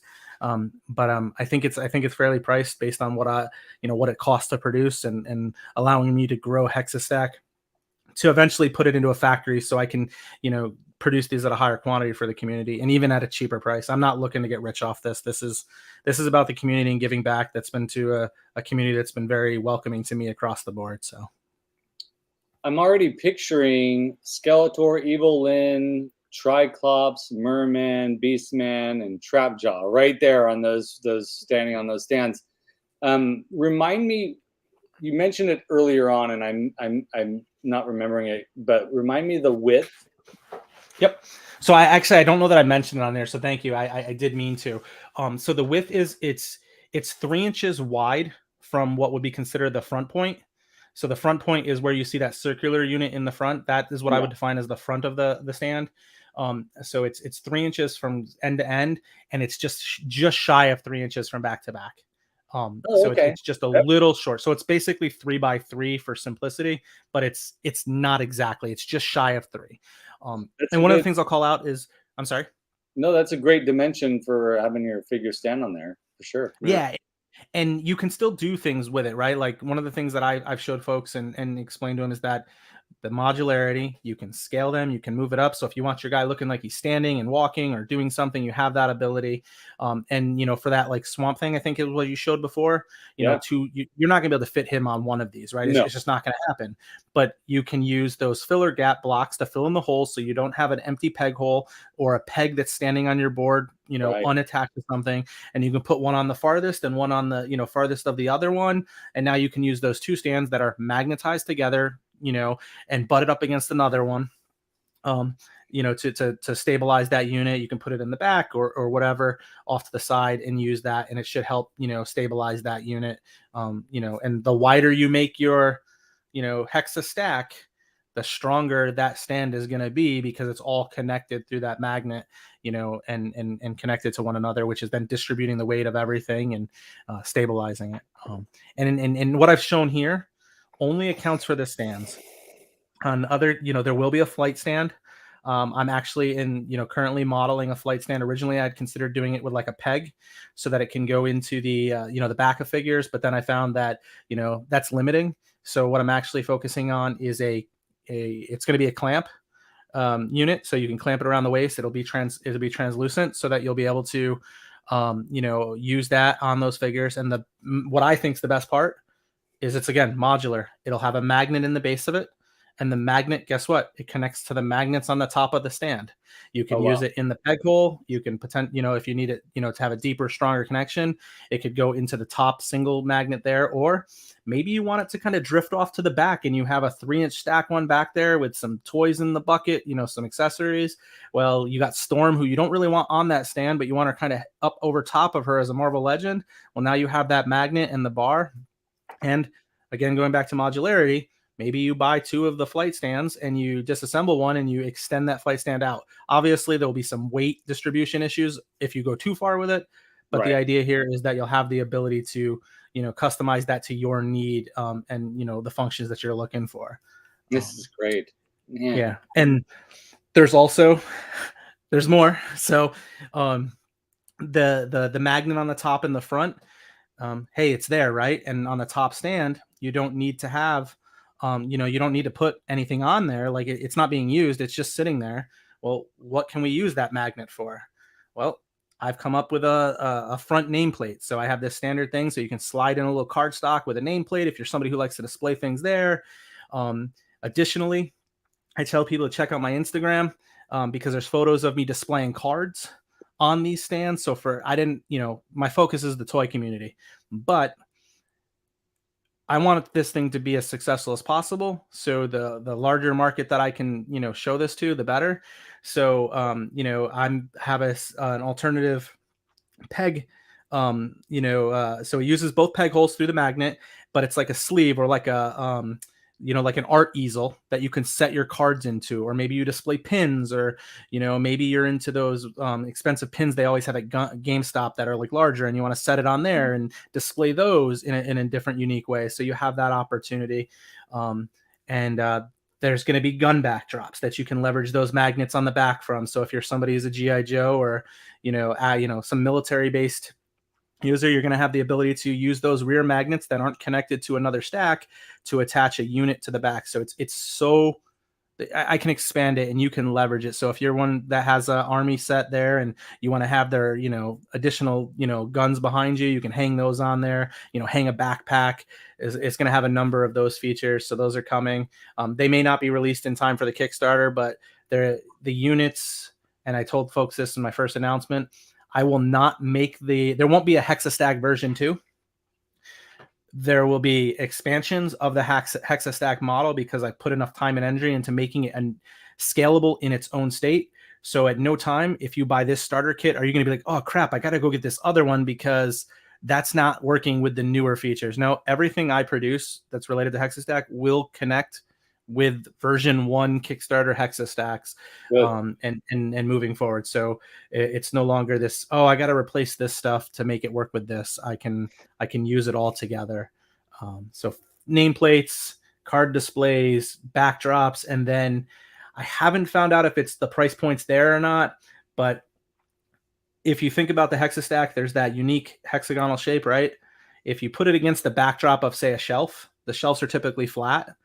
You're going to have a little space there, right? There's that little gap that's going to be there where there's no stand. I'm currently prototyping a 3-inch high box that will have a lid that's removable, that will have magnets on the front that can then act as like the flat flushing side of the HEXASTACK that will butt up against your wall, and you'll be able to use that for additional storage. That likely will not be ready for the Kickstarter, but I'm trying. If it is, that's great, but I'm trying to make sure it adds value. I don't want to just give you something that you can fit toothpicks in. I want to make sure you can fit some heads and some weapons, things like that. So, it's limitless is the options, and that's really where I'm going with it. That's so cool. I immediately picturing the benefits of being able to group your figures into different areas. If you have the money to buy 2 or 3 or 4 of these sets, you can really create this sort of like, it's perfect for Masters of the Universe or for Star Wars because there's a kind of organic aspect to these shapes, but also the straight lines sort of evoke technology too. So you've got a good balance of fantastic worlds or sci-fi worlds, balance of nature and technology. And when it comes to action figures, that's exactly what we want. We want to have, we want to create an environment that is a place where all of our figures can hang out. This is it. I mean, it's awesome. Thank you. Thank you. Yeah. I talked a lot there, so I probably zipped through a ton. Like I told you, I can talk to a wall, so that's okay. I mean, I'm very passionate about it, so that's what we like to see, and that's very apparent. Also, you know, it's perfect for an army of buzz-offs too, because it looks like a honeycomb, you know, like a reverse honeycomb. This is very cool. Very cool. So let's talk about you a little bit. I'm going to go ahead and just remove the slideshow. Yeah. My first question for you is, number one, when does the Kickstarter launch, and where can people find that information? So originally I was targeting June 20th. However, when I first announced it, I got a ton of outpouring, you know, folks reaching out to me. Oz, you know, Hella Dope Toys was really great about letting me on their show. And I kind of sprung the idea of HEXASTACK on them like last minute. I'm like, hey, I might have this idea that I want to present. And they let me come on and talk about it. And when that happened, you know, from the day one, I was like, I don't know anybody in the industry. You know, I had talked to a few folks that I felt had enough insight into some of the industry and producing and manufacturing things. And I was targeting, like I said, June 20th for the launch. But when I got that, you know, outpour of support, I was given information for, you know, some project managers with factories outside of the US and such, so that I can potentially produce this at a larger scale. And those people have been wonderful. I've talked to them. I haven't been able to get the finalized numbers on that. So I gave myself a little bit of time. So I pushed out my launch date for 7/1. It also allowed me to get, you know, finalize exactly what I want to have as part of the Kickstarter and what I'm going to sit back on as, you know, the eventual retail launch of these. And what I mean by retail is, you know, Shopify site, you know, you know, selling it. And, you know, I've had other folks and, you know, I've talked to about potentially having my product available through their, you know, their channels. So July 1st is right now, if I don't hit any bumps along the line, along the way. But, you know, I decided that I'm going to go the route of producing, you know, on my own and do the Kickstarter and try to grow, as opposed to, you know, pushing that Kickstarter to a higher number, because obviously you saw all the different molds, right? Every one of those is going to require, you know, its own mold. And then the MOQ comes into play, and, you know, I might not have enough folks that want the wooden template or texture. So I felt that going that route, while the price point, if I could sell enough of them, would be beneficial to the consumer. And I could do it, you know, I don't know, faster, but, you know, I could do it that way. But it put a lot at risk there. And I felt I had a lot more flexibility, and maybe it's the control freak in me of my own project and like wanting to have every aspect of it, because I'm literally the one hitting print. So, you know, I'm setting up my plates and doing that. So I decided to keep it in-house. And, you know, I've been getting the equipment in place. Like I said, the LLC is all set up, finalizing bank things, getting the Kickstarter all together. Next week, supposed to be doing the commercial for it. You know, it's an in-house. I'm having my own children. My nephews are going to be in the commercial. I have them acting in it as part of the cast of the commercial. So it's awesome. In-house family. You know, it's going to be cheesy but cool in that 80s style. I'm really looking forward to that when that goes. But 7/1, folks should see it. You know, if I hit any roadblocks, you know, I'll definitely be announcing it. But I've been lining up the shows, holding myself accountable, and just driving it forward as hard and as fast as I can. So that way we can get to that 7/1 date. And then it's going to run. I haven't finalized the amount of days, but it's either 45 to 60, somewhere in that range. You know, so going for that. And I don't have the final numbers on that Kickstarter goal yet. I'm trying to determine that based on the final offerings that are going to be in there with the stretch goals included. So once that's available, it's going to be live on the Kickstarter. But I can assure you that the price point on the starter pack is $30, and it won't be anymore. I won't charge a dime more. I told folks I didn't know exactly what it was going to be when I first announced it. It's going to be between $20 and $30, and of course it's at the $30 mark, which I was like, crap. But that's what it costs to produce it. And that's actually, you know, a lot of it comes to the magnetic feature. The magnets are expensive. Yeah. They add to the cost, you know, in comparison to actually producing the units. It's the magnets. And I thought about pulling some out. I thought about not using them for the pegs, but I'm like, that's what's going to make it the right. Like, I'm not cutting the expense on it at the sacrifice of the product and what it's going to deliver in the end. I'd rather do that and hope that folks can meet it there and be happy with that overall. And in comparison to the other products that are in the market, yeah, you can get 10 stands that are probably similar to what you were showing with that Swamp Thing unit earlier, and you can get like 10 of them for like $10 or something, but they don't have magnets, they're not scalable, they're paper thin, and your toys are going to weight them over, and they're not they're not giving you any support in your figures either. So right. No, that's exciting. And so when that launches, be sure to let us know so that we can go ahead and post the heck out of it. We will. Thank you. We love people who are doing things like this, and making their dreams come true, and therefore making other people's dreams come true. It's like, who doesn't want a way to display figures that's uniform? It's such a cool thing. I got a box of 32 of these or so, and my plan is to run off. They won't be full starter kits, but there'll be a sample of each one of the base model stands. Cool. And I'm going to be sending them out to some of the toy shows, the folks that have me on. Just send them out to you guys. I want you to see them and I want you to hold them. I want you to review them if you feel to do so. And if that review, honestly, if you get on there and be like, man, this sucks, this isn't good, be honest. I don't care. Like, I'm not going to be offended by it. I'm going to take that back and go, okay, so that needs to change. And I'm going to use that feedback to make it better. So my goal is, I want folks to be transparent, but I'm going to send out a few. I already know a number of folks that I'm going to be sending them out to for review. I also have some folks I'm sending out. I'm going to send out a few of the textured ones too. They're going to paint some up so we can see those, display them. If they're happy with them, I just asked you to share them, with the community so they can see them, so they can get their hands on them eventually. But additionally, I just ask you, as a show to give them away to some lucky community member, do some sort of raffle. That's the only thing I'm asking. Yeah. I'm not saying I'm not giving them to you, but I'm asking the producers of the shows to just display them if they feel comfortable, and then give them away to some community member. And I'm even willing to pay and get the shipping label. Like, wow, you don't have to, like, I'll take that. I'm self-funding a ton of this up front. I've already put, a number of dollars into this on my own and time.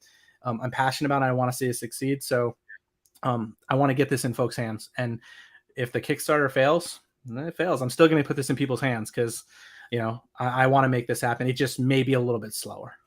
Well, we'll definitely give our honest opinion. We pride ourselves on our honesty and our transparency here on this show. Yeah. Yeah, that's very generous of you. And for sure, we'd be happy to do a review. Awesome. When the time comes. It's going to be, it's very exciting to see this unfold, and exciting to see your excitement. So yeah, being a part of it will be a lot of fun for us. Thank you. Yeah. And it doesn't end with the stands, and it doesn't end with the accessories. I've got a list of ideas and things I want to bring to fruition once HEXASTACK gets off the ground. So it's, ideally, I'll get the Kickstarter funded successfully. I'll turn HEXASTACK into a profitable, independent accessory producing unit business. And then I'm going to take all of, any revenue that I have off of it. I'm not looking to quit my job. I'm going to keep doing what I do because I love the day job that I have. And I'm going to use this to continue to fund the business and, other things that I can produce for the community, cool. Whether it be its own IP or something like that. I mean, I'm so far off, but I'm very motivated to make things happen. And that's what I want to do with this and continue to give back to the community. I see so many, cool. Independent things coming out. It's like, man, this is so cool. This can happen. And then just talking to a few folks about HEXASTACK and people believing in it, even before they could even see the actual unit, was like, this is awesome. I had somebody reach out to me yesterday and be like, dude, or the day before, I'm so proud of you for driving this forward. Like, just the little idea and keep moving it. Like, I'm super motivated and ecstatic about it. So, and folks like you guys for letting me come on and run my mouth about it. I really appreciate it. Oz reaching out to me and championing me and giving me the opportunity to put myself in front of folks like you guys. I really appreciate it. Well, we appreciate you coming on and saying yes. I mean, it's these things are always fun for us. So we love having you. So now we're going to ask you some questions about you, because what kind of a person decides to do this, and it's sort of like we kind of know probably the kind of answers you might have for some. I have a couple of questions for you, and I'm sure the guys will have come up with something for you. But my first question, just to sort of get this started, is why toys for you? Why is this the venue that you want to focus your creative energy on? That's a great question. So no, this is good. So why toys? It's gonna become a therapy session before you know it. You'll see. Toys have always. So I was poor as a kid. I didn't have a lot. But I like toys. I liked action figures. I mostly like pro wrestling, and the pro wrestling toys, because I'm sure the licensing on it, as an adult, I understand that probably cost more to produce them. So the cost of them in the store were more. But I was also, my dad, he was a huge comic book collector. So I actually have like a ton of his comics from the 60s and early 70s. Cool. So some original, really, really solid comics that I inherited when I was 11 that he left, he's still here, but he gave to me. From there, I started collecting action figures. I typically would end up at KB Toys, for my birthday and Christmas every year. It was pretty much the only time I got things. I'd end up with like those 3 action figure Marvel. What were they? I don't even remember the brand for whatever reason off the top of my head, but I collected those. I used them as my wrestlers. I pretended they were wrestling action figures. My grandfather, who I was very close to, he helped me build my first little wrestling ring out of wood at his house one weekend, so I could pretend to have a wrestling ring, because the plastic ones always broke when we were kids. So I was just big into toys as a kid. Ninja Turtles. I remember when the RoboCop movies came out, and they came out with the RoboCop toys, even though the movie was like extremely violent. The toys, I had those. So I just always had toys as a kid, but I only got them in small chunks. As I grew up, I got into girls, and I got rid of all my toys because that's not cool. Well, actually, that's not true. I had a younger brother. Yeah, who's about 3.5 years younger than me, and we played with toys, our whole lives. And those toys, to the point where we'd have our wrestlers or action figures, and it's, let's play with toys. But we didn't parallel play, like we didn't play together. We parallel played like our own space. So it was, you pick yours, I'll pick mine. We did that, and then as I got older, I had girlfriends.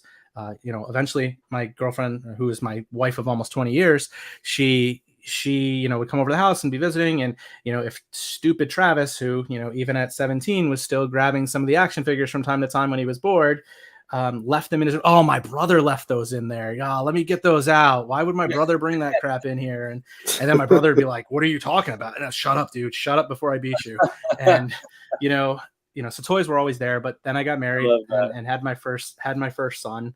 And, I actually was wrestling. And I was traveling all over the Northeast doing some wrestling independently. In doing so, I was trying to make some money off of it. So I bought a bunch of Jakks WWE figures. I didn't own any action figures at that point, but there was a bunch of them on like a Ringside website that were like clearance. They were like La Resistance. For those that know, will recognize that name, but they were cheap. And I got a bunch of them, and I was like, oh, I can customize these, and I can make me and my brother, who are a tag team, and I can sell these at the shows on the merch tables and cover gas and make a little money. And then my oldest son got sick, so I stopped wrestling, but I had all of these extra wrestlers. My son is 19, fully healthy, living a wonderful life, but he got sick and I stopped wrestling. And then I hung out and stayed at home and focused on just being a dad and working and a good husband and raising my family. And that consisted of me playing on the floor with action figures with not my brother anymore, but my son. And, we'd sit there with the wrestling ring and the figures and play. Again, I can't play with someone. I have to play next to them. So he's playing with his and I'm playing with mine, but we were together. At least most of the time, because then my wife would come along and she'd be like, you realize your son left the room 30 minutes ago and you're still playing. And I'd be like, oh yeah, that's true, isn't it? I'm still doing, let me just finish this match. I'm almost done. Yeah. So, toys have been something I've always just really enjoyed. Yeah. It's art. They're artistic. I love what you can do with them. I love the community that I see do photos. I suck at it. I haven't gotten good enough yet at it. I love the stop motion. It's just, you can be so creative in your imagination. And for someone like me, the wheel's always spinning. There's just this satisfaction from, opening it up, smelling that plastic as it starts to breathe out into the world and, play. And, from my perspective, I always tell people I'm not artistic. I can draw so many amazing things in my head. I can create so many things in my head, but by the time it gets to the pencil, it is the ugliest chicken scratch you've ever seen. So I'm like, I can't design action figures. I can't define this stuff. My oldest son is an artist. He's really good at that stuff, character creation and all that stuff. But I'm not. So, I'm like, how can I, with this independent, this revolution of independent creation within the toy community that's sparking up from, all of the different things. You have the Valaverse, you have your AWOLs, you have your Savage Crucible, which went freaking bonkers on Kickstarter this year. Like you have the dinosaur one. I just saw that a couple weeks ago. So there's just so many. I'm like, how can I add back to the community in a place where I can produce something that the community will benefit from, I'll benefit from, and it'll give me an opportunity to just, use that creative muscle that, is always turning in my head, but into something that I know and love, which is action figures and pro wrestling and all that stuff. Like, where can I fit in? And it just, honestly, I was in a shower and I was like, something fell in the shower and I was like, damn it, man. It wasn't a toy. I wasn't playing with toys in the shower, guys. I wasn't. It's okay no, I wasn't. I wasn't. I wouldn't ruin my plastic that way. And something fell and it just like hit me. I was like, because it reminded me of like the shelves in my office and the things falling off. And I was like, crap.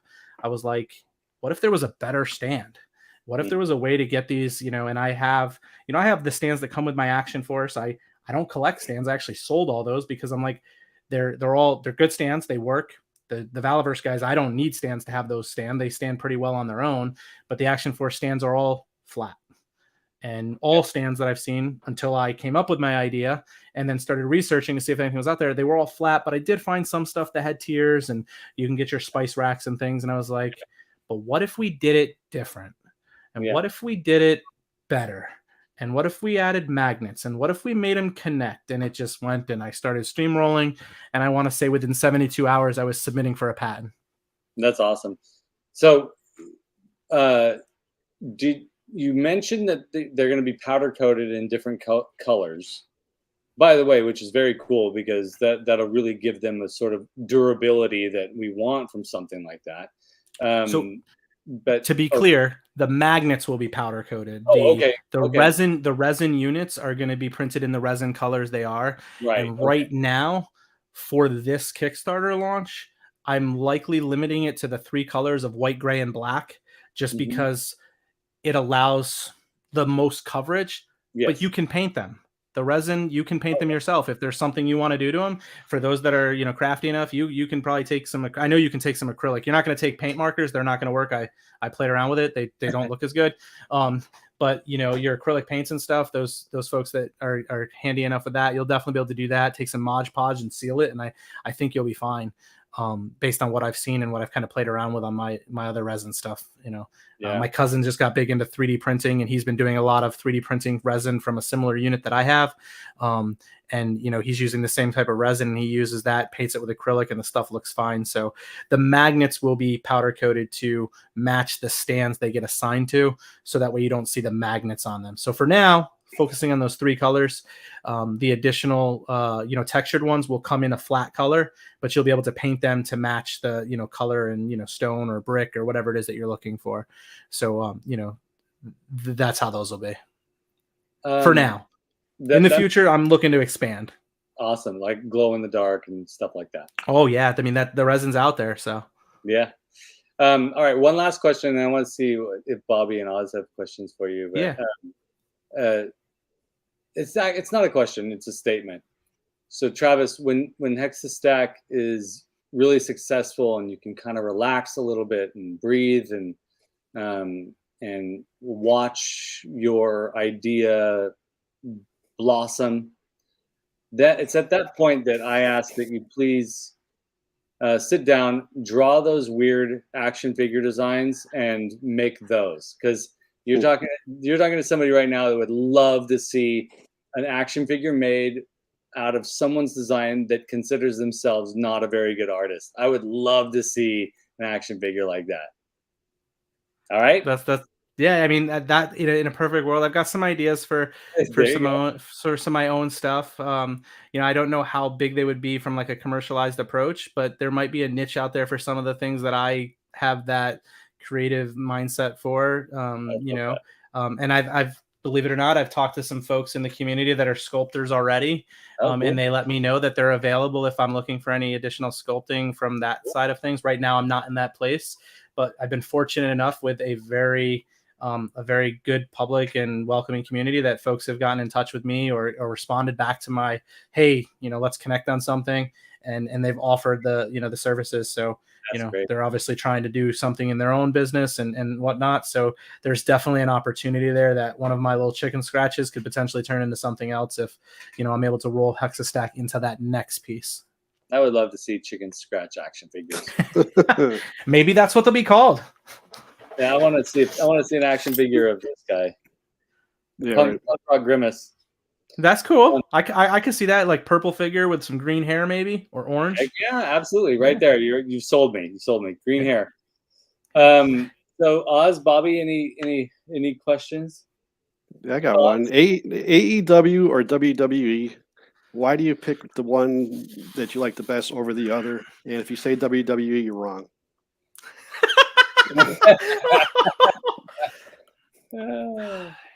So I'm just kidding about the last part. It's WWE. It really is. There's nothing else. That said, there is other things out there. AEW is there. The GOAT is there. Jericho's there. He's one of the best. Like he might be the best. People will disagree with me, but there's some people there that I used to wrestle. Well, he's not there anymore.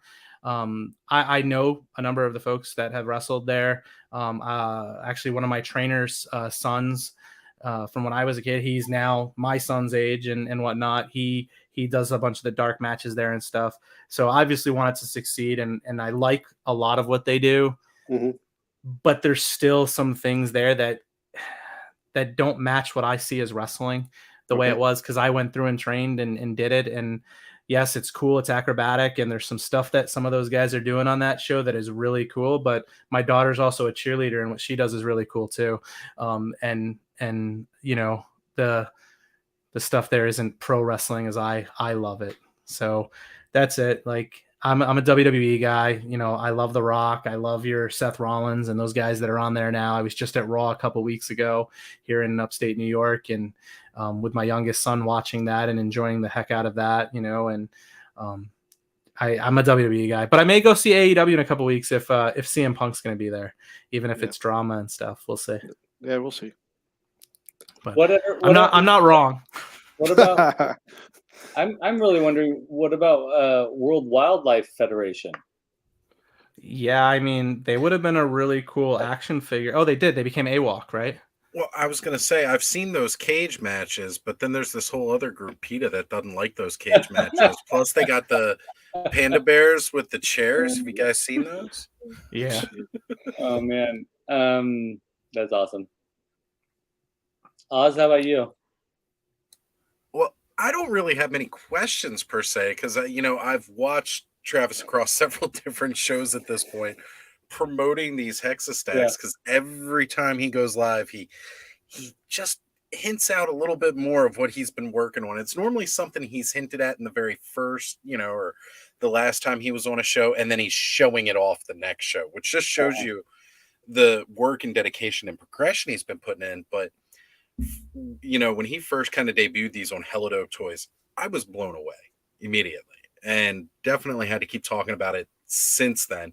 Been trying to talk with everybody, you know, Toy Connections and Mega J Retro, trying to see who we can to get the word out there more, because I really want to see HEXASTACK take off. You know, looking at the stands, I see just that modularity of them, the way they can be worked into dioramas, as well as just, you know, Skelly behind you in your detolfs, your fancy detolfs, which you're pinky up drinking. You've got that tiered stack going. I know Bud went out and spent a bunch of money on those acrylic risers, you know, kind of bleacher seats. But with HEXASTACK, you can get that and you can adjust it in different ways, which really, really helps make it unique. The storage with the drawers in the back, as well as trying to come up with those little plug pieces for your back end when you got it all sitting there lined up perfectly along the back. There's just so many different things that you can do. So Travis, you absolutely amazing design and idea coming out with these things. Yeah. You've been blowing me away from the start with this. And you know, I'm just going to be here to shout it from the rooftops, man, the whole way through until we get this thing successfully launched. Thank you. I appreciate it. And I see Bobby. I see you have those action figures off to your shoulder there. Yep. But the guys in the back are hard to see, and I'm sure they have beautiful faces, and the crowd wants to see those guys too. So we need to stack them up. Yeah, there you go. Yeah. They got to be. They got to stand a little bit taller so that they can be seen. That's right. Got to get some of those 3-inch stands back there. Yep. Right. I love the drawer for the accessories, man. That is just cool. That's brilliant. That's what people need. So the cool thing about the drawer is I didn't even have that idea on my own. That actually, like, I kind of had some idea, like, hey, there's got to be something better to do. A buddy of mine was up visiting over, a few weeks ago. He unexpectedly had to come up here for some personal reasons, and he was staying with me, and I was showing him, and he always gives me a hard time. He's like, are you sure this is a good idea? Like, I bounce different things, and I'm in the IT sector, so I'm always like apps and things like that. Oh, we can do this, we can do that. And I actually was working on an app at the time. And then found out somebody else was already working on one. And I'm like, I'm going to put that on pause for now because this idea came to me out of nowhere. And I'm like, I'm driving this one forward. And this I can control. I know this. And he saw it in person. He's like, I wasn't sure about this, but he's like, this is a pretty good idea. He's like, but where do you store all the extra crap? And I was like, well, I was kind of thinking about this. He's like, why don't you do it like, and I was like, actually, and the dude doesn't play with toys. He doesn't have toys. He doesn't care about toys. Like, it's not his thing. And, he was like, give me the idea. And I was like, that's really cool with the drawer. Like, let's go there. And then, I extended it and started filling it in. So, I'm really happy with the drawer. That to me is really cool. Like, I geek out about the idea of the drawer, and I've got some accessory that's going to be included, with some stuff where, for those guys that are like fat fingered like me, so you can pull the drawer out without an issue, little kind of hanger thing that's, you can use to kind of tug it out. And, the idea is that there'll be a way to store that also. So that's great. Yeah. I love that. Yeah. You are speaking everybody's language that's watching this show right now. And it's what people want and what people need, and I think it's going to be a success. I'm really excited for you. Yeah, and I know Buddy messages in the chat something about having the flight stands. 100% going to have the flight stands. Those are definitely coming. Those would be translucent. Figuring out the WWF. Yes.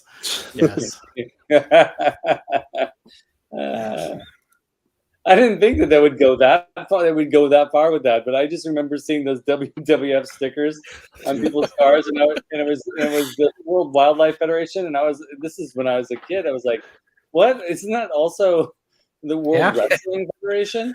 Yeah, so that's why they had to change it to WWE. That's why they had to change it. Yeah.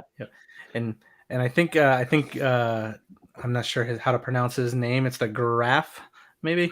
He had posted something about a stirrup peg would be neat too. And I think what he's talking about is the stirrup peg that I had talked about earlier. Maybe he missed it in regards to the kind of the action figures that don't have pegs. Yeah. So you have a way to slip the foot into. I'm not a huge fan of the wraparound stirrup because it's noticeable and I don't like it blocking what the figure's supposed to have. And I know it's just the foot, but I also know there's a ton of collectors out there that have a need also. So as a result of that, and the feedback after one of my first shows is I have been working on a prototype for a stirrup type peg. But as the ones I've seen, it's always, like I said, it's you bring the foot into it. What I'm looking to do is bring the foot back to it. So that way, the back of the foot gets locked in and you're not necessarily seeing as much of it. And also potentially, like I said, going with a translucent resin for those in hopes that it's even less noticeable. Perfect. That's great. Now, Star Wars figures, little ones, right? The pegs on those are smaller. So are you also providing extra pegs for that? So you're talking the original, right? Like the old school, like the GI Joe scale type. GI Joe scale. Yeah, 3 1/4, 3 3/4 inch ones. Yeah. So I actually was thinking about that today. Because I'm like, the stand is like, it's scaled intentionally, like height wise and stuff, to really fit the 6-inch figures.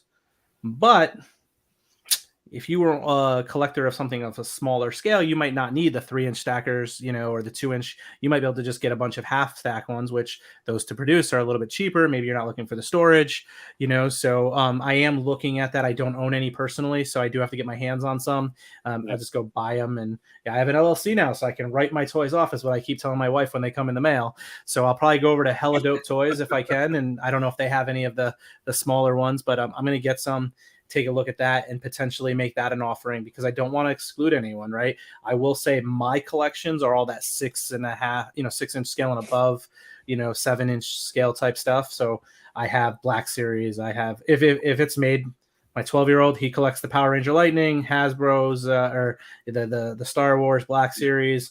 My oldest is a Marvel Legends. He has everything from the Sentinels and Galactus. He's done all that stuff, and then I'm WWE. Got a couple AEW figures, and then I have all of the AWOC. I back the Savage Crucible stuff, so when that comes, I got the Valaverse, the Classifieds. I've got some other independent line stuff that isn't even peg using. It doesn't even have pegs. So I'm trying to make sure I can offer as many variations of those foot pegs as possible.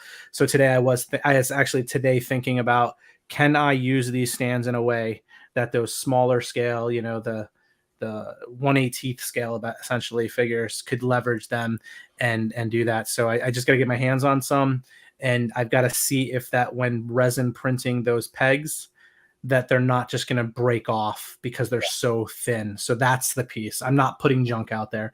I want it to be good. I don't want somebody like, oh, my peg broke and it's broken my figure's foot and things like that. So I got to verify if I can make it happen. But ideally, I'd like to do that, because then if it's on the same stand, again, doesn't matter what stand you have, you just got to replace your pegs. So if you go 12, you go 6-inch, and then you go. Yep, it'll be exciting to see that come along too. Yeah. And again, that's those pegs are, as I told everyone earlier when we were displaying it, the pegs are, there's magnets in them. So there is that little bit of a cost there, but to print the resin, to print a bunch of resin pegs for you is relatively inexpensive. You're going to be able to get those pegs packs for very, very cheap. I don't have the exact number on them, but you'll be able to get them at a very, very lower cost. I love that. That's great. Axion Figs is saying the magnets will work with Mezco's magnets in the feet. Yeah, so he had pointed that out to me. We were talking, and he mentioned that some of the Mezco figures have those magnets built right into them. So since the bases have magnets in them, they should be able to, leverage that to help keep them in place when you're displaying them on the stands too, which is, that's perfect. That's awesome. That's great. Any other thoughts, guys? Well, I'm just excited to see when they start rolling out. I'm getting pumped for, the Kickstarter to come in, because, we need to get our hands on some of these stands. Bud pointed it out earlier. The displays come down because I got to rearrange and organize as I've gotten more stuff in and want to display certain things. So, once these stands start coming out, I know exactly what I'm going to start doing. I'm going to have to buy several different ones and mock out the whole shelf, but it's going to look amazing. Thank you. And like I told everybody, I'm going to be producing these even as the Kickstarter is going. So hopefully the Kickstarter funds, and my goal is to be shipping out, packages of these, having them pre-packed, ready to go, pretty much, with the exception of what pegs you need in them for the starter packs and some of the bundles, expansion packs, having them ready. So my goal is to, close the Kickstarter when it closes successfully, and then, as soon as possible, within 30 days, start mailing them out. I may not be able to do them overnight for everyone. But I recently kickstarted a self-mowing lawnmower a year ago, and it's actually supposed to arrive tomorrow. But I was like backer 1,798, and the backers before me got them weeks ago. But my goal is to try to get my stuff out there as soon as possible, and we'll do it in the backer number order. So the goal is to have a backlog of product in hand for when that closes, to get these in folks' hands as soon as possible. So if you were to just look at it for easy numbers, July 1st goes Kickstarter, ends at the end of August, beginning of September. If we went for the full 60, my goal is to have these in hands by middle of September, and completely taken care of before November. So folks will have them in hand there. That's my goal. That's the path of least resistance, and it's with the child labor laws of my children helping me pack boxes. But hey, my daughter's 15 and she wants a job. I told her, you can go pack boxes and ship things out for me. So we'll get there, but that's the goal, is to push it out fast. I don't want folks having to pre-order it. Kickstarter and that stuff is intended for the independent consumer. I'm not a huge fan of those big companies doing it, but I know they're doing it. It's a good business model that they're benefiting from. But for us Kickstarter ones, I don't want folks waiting around a year for their items. So goal is to close and produce and deliver, and be closed up with the initial Kickstarter by November. Have everybody happy. Well, will they fit My Little Ponies? Actually, let's see, the vintage ones. I think the vintage ones would fit on there, right? I definitely imagine they would. They're like I don't know. I mean, you may have to use multiple stands side by side to get the coverage of it, but I mean, I don't see why not. I don't know. I don't know anything about them. I don't know if they have pegs in them, and if that is even possible. If my sis were here in the chat, she might remember. She had a bunch of My Little Ponies. I don't think that they have pegs. Our youngest was into My Little Ponies for a while. I don't think even the vintage ones and the new ones don't have. They're pretty solid the way they stand, but they would look cool on a nice display, like with the rocky textures, like some cobblestone streets, maybe. I don't know. Oh yeah, so, I mean, spray paint them, pink, and look good. Just joking, guys, please. Really, nothing to be ashamed about, Captain Biscuit. We understand. It's okay. I don't care, man. Safe space. You're allowed to like My Little Pony here. There are a lot of My Little Pony fans in the community, and that's cool. Right. I'm not trying to exclude anyone. If you can find a message for this stand and it helps your display, and you're happy with it, that's all that matters to me. So I'm looking online. I don't see any peg holes in any of them from the pictures I'm seeing real quick online. So I don't know if that's even an option, but I'm sure you could use it. I'm sure you can display it on it. You just may not have the benefit of the pegs. You may be someone who wanted to purchase just the peg fillers so that it's a flat flush top and use it that way. I mean, it's still a nice way. I mean, to me, that would be no different than buying those acrylic stands, which I'm sure, I don't know the price on those exactly, but I know they can be anywhere between $15 and $30 if I recall, just looking online. And on the I don't know if that's the cheapest of them, but that's something like the tiered one I think was $13. Yeah, so like just under 15 or whatever. Yeah. So yep. So we need to get some of those glow in the dark ones, because those are going to look awesome with these Ghostbusters. So yeah, as soon as you get some glow in the darks, I'm all about the glow. And right now I'm literally, as you say that, looking up glow in the dark resin. Yeah. I mean, it's definitely something we can do. I think it's glow in the dark pigment that I have to drop into it, but I've never played around with it, but I'll research it. Yeah, it's a pigment. It's doable. Care Bear, Ewok, crossovers. But that's brilliant. Why haven't we gotten that yet? Right? Yeah. Somebody out there now with a 3D printer should start making Care Ewoks.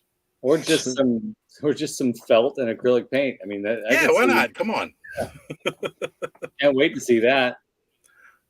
Go print off some Care Bears and flock them up. Smurfs versus the Gremlins. Yeah. Oh man, I would love that. Brutal. Imagine that. I'm just actually imagining critters instead. No critters. Yeah. Like a giant, massive battle between gremlins, critters, Ewoks, and Care Bears. Battle of the Fluffies. Well, I guess the gremlins are not so fluffy, but No. So I just looked real quick on that glow in the dark stuff. That's going to be a little ways away, I think. I'm just looking at it. At least the resin that's already out there. There's specific printers that you have to print it on, and there's certain ones that are compatible. And I think it has to do with the lights that the UV lighting that has to hit the resin to cure it. So I've got to look a little bit more into it. But I was looking up the pigment not too long ago, actually, and to add to resin, and it's not. You're looking at it right now too. I think it's not cheap for a very small amount. Yeah. So it's not inexpensive. It's definitely something that would be something I'd have to look into, and it'd really be a special run probably. But I have to look into how it handles the 3D printer and how the light when it's hitting it with that, because it's curing each piece with the resin. So I need to see how that works.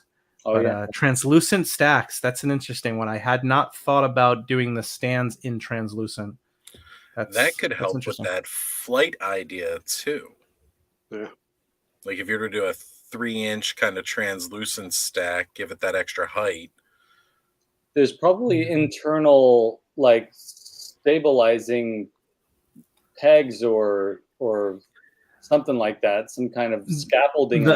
There's a grid structure in them, so that and it varies. And that's some of the final prototypes that I'm running through right now is how much is enough so it's not wasting resin, and how much of it is enough to make it so it's strong enough that it's not weak and flimsy feeling. So, and it still has that weight. So I've been playing around with the grid structure in there.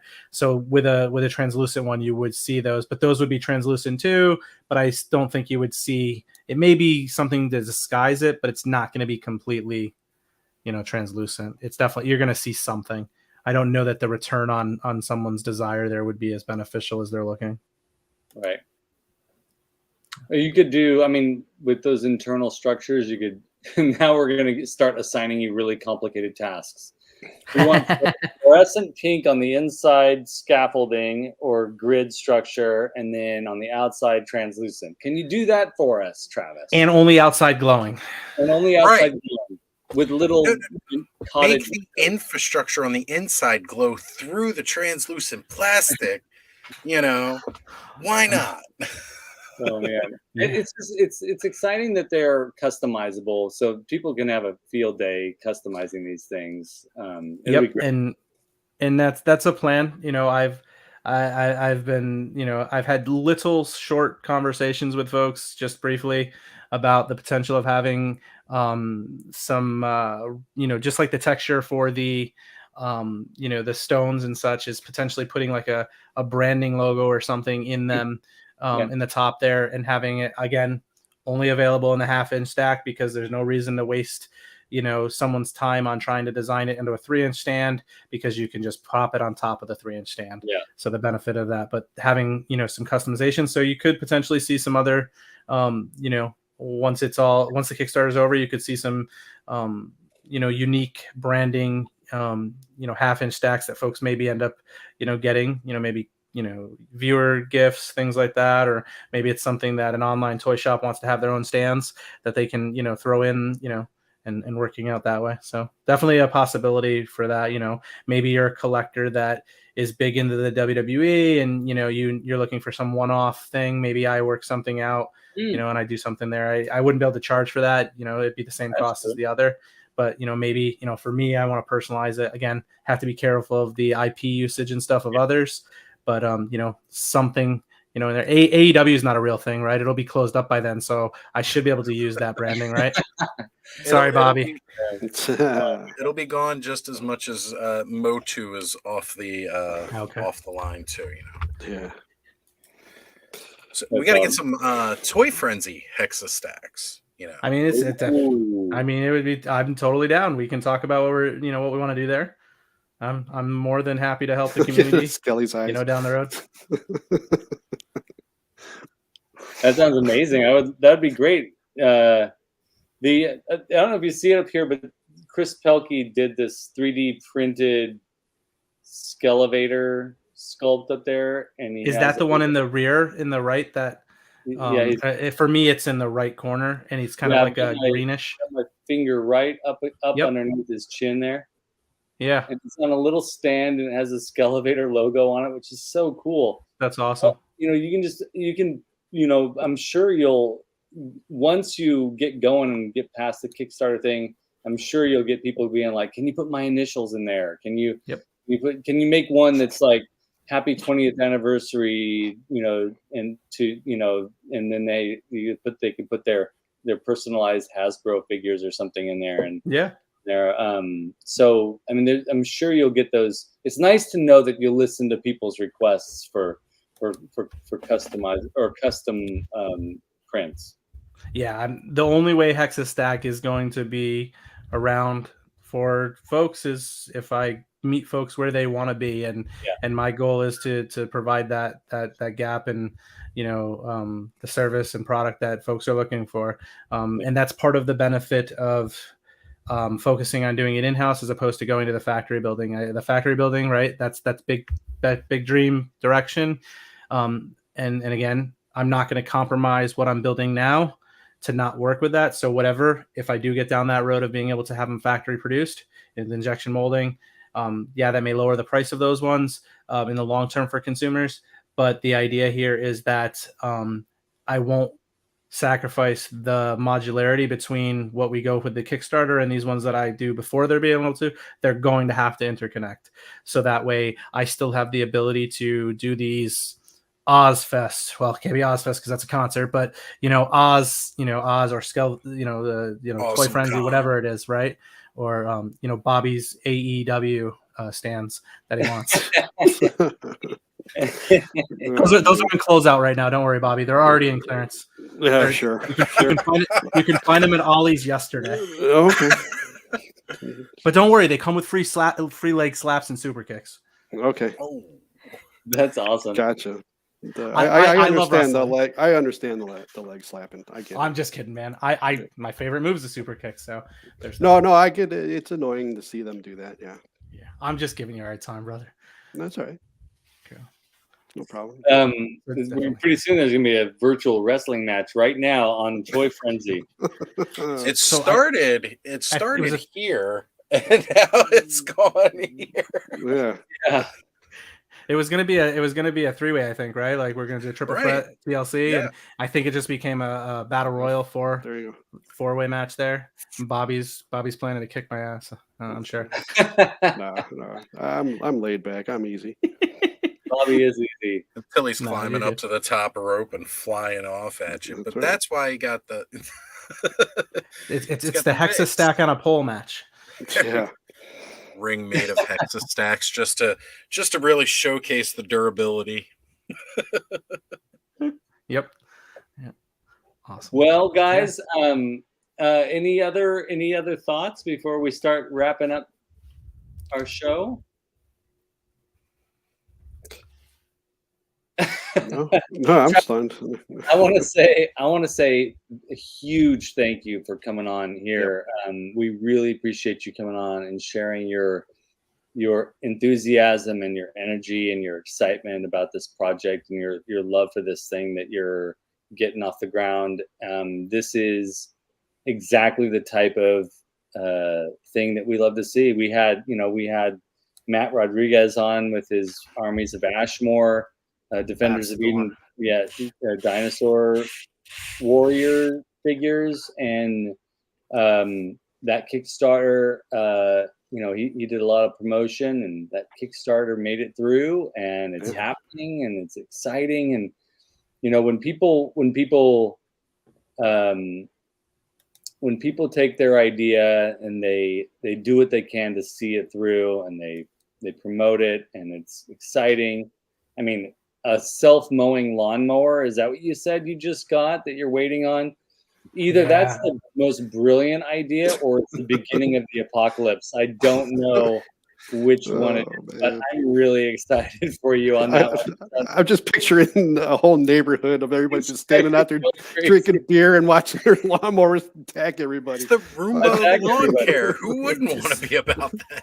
I have the Roomba for the house for the vacuum, and I have another one for the mop, and I got one for the pool so that I can just drop them in, and they all kind of, I'm not going to say the words because if I say them together, she'll respond. But that certain Siri, or not Siri, but the other one, if I say it, it'll do what I tell it to, and it'll start cleaning things. But this one's supposed to do the same thing. It's all network connected, no in-ground line. I get to walk around with my phone and remote control it, and it can do separate yards, and it can do like up to 2 acres, and I only have a half, so I'm really excited to see how it works. Great, yeah.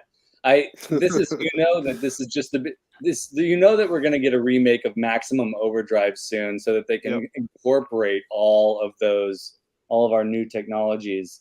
But yeah, I'm with Bobby on that. People. I love that matches, all kinds of crazy stuff happening. It's exciting. That's great. Anyways, the purpose of that statement was it's awesome when people have their great idea and they see it through to fruition, and we're going to help promote, and we're excited for you. And if it involves toys, we get real excited. So thanks for coming on here. We really appreciate you taking the time to talk about your endeavor. Yeah, thank you so much. You're thanking me, but you guys have given me the opportunity to talk in front of your viewers and share my toy dream and my HEXASTACK idea and concept here in advance of the Kickstarter, and get out in front of folks. And I owe you guys the appreciation, Oz, for reaching out and giving me the platform to speak to you guys and just get to know you and talk and be welcomed into the community even more. So I really appreciate you guys, and sorry for talking your ears off so much tonight. Hopefully I gave you guys a break, and my talking made it a little bit easier. But thank you so much for the opportunity. I really appreciate you guys and everyone in the chat for jumping in and supporting it too. I look forward to bringing this to fruition to you guys. Eventually I'm going to be, showing up at those toy shows and toy fairs, and, displaying my stuff at those things, and trying to push and peddle my product there to folks that don't happen to be in the community, visually right now. Yeah. Yeah. That's great. Thank you so much, dude. Thank you guys. Yeah, Thank you. So I did have a comment one more time on that lawnmower. What I'm just worried about it because when you're walking with one, you can miss things, on purpose or whatever. Now you're gonna land on some dog shit or a rock or something. This stuff's gonna go flying. It has sensors, so it's supposed to be able to see that and know to avoid it. And the blades are very small, they're as small as like a box cutter. Yeah. So the blade is like a box cutter size blade. There's a bunch of sides to it, but it just cuts a very thin layer of glass, and it just goes every day. So it's never letting the grass get too high. So so this thing is just running all the time. Yeah, I mean it can run at night. It's very low audio. It's not like it's a bunch of dead squirrels. Yeah, it's too small. A squirrel couldn't fit under it. I mean, the squirrel would have to be what if really chasing. Or a groundhog sticks his head up? Hey, what's up, Black? A haircut. Yeah. I mean that could happen. I loved your idea about the people just standing there. I pictured King of the Hill, and I just pictured those 4 dudes just having a beer and the mower just going around. I guess it's really popular over in Europe. I guess if you go and travel into Europe, a lot of the yards over there have them. Here in the US, like those that have them, they're kind of like, the neighbors are always like, wow. And people walking around the neighborhood that see it, because you just see this little robot driving across the yard at random times, mowing randomly, because it doesn't follow it just kind of bounces around. People are like, what is that? So, but in Europe, I guess it's really big. I can't wait to see the teens running around with giant bags, just grabbing them left and right, and GPS, and they have anti-theft built into them and everything. Oh, nice. Yeah.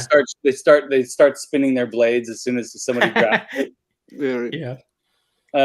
That's amazing. I'm really excited for that. So you better post that on Instagram when you get it. Yeah, I'm getting it. It's supposed to. I have to sign for it tomorrow. So my plan is to set it up this weekend and get it out there mowing. I've been avoiding mowing for a couple weeks, so we're gonna see what I think it should have like a built-in alarm on there or something, like an old man that says, "Get off the lawn." Yeah, you know, get close. You want to see it chase the kids as they come to your yard. Yeah, exactly. Maybe I need a 3D print like a little megaphone holder or something, so I can just speak over it. And you know, I name all my robots after my favorites, you know, on TV. So like my pool's Alfred from Batman. There you go. I have Alice as my mop from the Brady Bunch there, or no, from is the from the Brady Bunch, and then my vacuum is Rosie, so from the Jetsons. Cool. Yeah, that makes sense.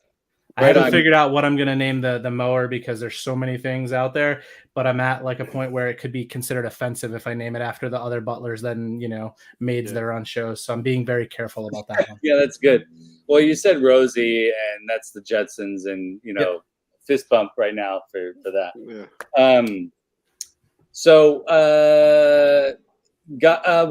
That's what I want to make sure. I can't forget this. Where can people find you, Travis? Yeah, so right now, let me go back to my Instagram and double check what it's called. So it's the Mr. Wundrful. So it's what you see on the screen here with the word "the" in front of it. That's my Instagram, and also I have a website. It's hexa-stack.com. So it's the HEXASTACK branding with a hyphen in between it, because HEXASTACK was already taken, but not anywhere along the lines of what we're building here, some IT consultant group. So it's a coming soon webpage. I haven't built it out. I just went and grabbed it and placeholded it for now, in preparation for what's coming, working on getting that built out. But to me, it's more important to work on the product than the website. But best place to find me is on Instagram, you know, under the Mr. Wundrful, or at the Mr. Wundrful. Still getting used to figuring out how to use Instagram. I'm like an old man when it comes to that stuff. You know, Facebook was my thing. And then, you know, I was just using Instagram to follow a bunch of action figure photography and that stuff. And then when I came to the HEXASTACK, I'm like, well, I better start learning how to use this so that I can, you know, follow and get followers for it. So that's where you'll find me, is on that. And like I said, hexa-stack.com. Okay, well then, folks, you should get out there, and I love Captain Biscuit 71's comment. Yeah, that's great. Leaving piles of batteries. That's awesome. Yeah, so folks, you should be following Travis, Mr. Wundrful on Instagram, and definitely we'll keep an eye on this channel here. We're going to announce his Kickstarter during one of our toy frenzies once that thing gets launched, so definitely keep your eye on that stuff, and he'll post that on his Instagram. Obviously, when it launches, July 1st is the day, right? That's the target. My goal is 7/1, unless there's something that gets blocked because of Kickstarter or the the banks or whatever. You know, I mean, it's my first time ever doing Kickstarter from the you know, what is it called, the Kickstarter guy. There's a running my own Kickstarter. I've backed a ton of different Kickstarters, but I've never been the person to put it out there. So if I hit any blockers on that, it could be delayed, but my expectation is that we should be good to go at this point. Very cool. We are all looking forward to it. Awesome. Bobby, Oz, what about you guys? Anything big coming up? Exciting? No. Not exciting? Anything not exciting coming up? No. Oh my gosh. Well, you know, Bobby, being our social media manager, definitely hit him up and check out all of the posts on Instagram for you know. Sorry, I'm just tired. I'm tired. underscore. Preaching to the choir, brother. We all get there, Bobby. It's cool, man. Yeah. So, definitely give us a follow on Instagram and Twitter at toy__frenzy, both on IG and Twitter, as well as give Bobby a follow on Twitter as well. He did not plug his Twitter once tonight, and I'm a little disappointed because I thought he finally got the shameless plug. No, I've been plugging it for a while now. So. He's been doing good. See, look, people are trying to hold you accountable, Bobby. Yeah. People want to know, when is it coming? Yeah. And that will never go away until it happens. I'll do like a half an episode, and then Episode 0.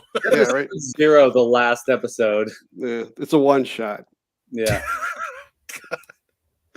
Not How about you, Oz? Well, everybody knows where to find me. Most Thursday nights right here. I did miss last week because had a bit of a anxiety attack going into the weekend. We understand. Had to chill. So, but definitely catch me here on Thursday nights, as well as check me out on my own channel on Saturdays, where should be going live this weekend. There's some pending decisions about this Saturday stream, where it's going to happen, when it's going to happen. But then we will also be doing finally the second episode of Toy Frenzy Unchained, the private Patreon exclusive after show.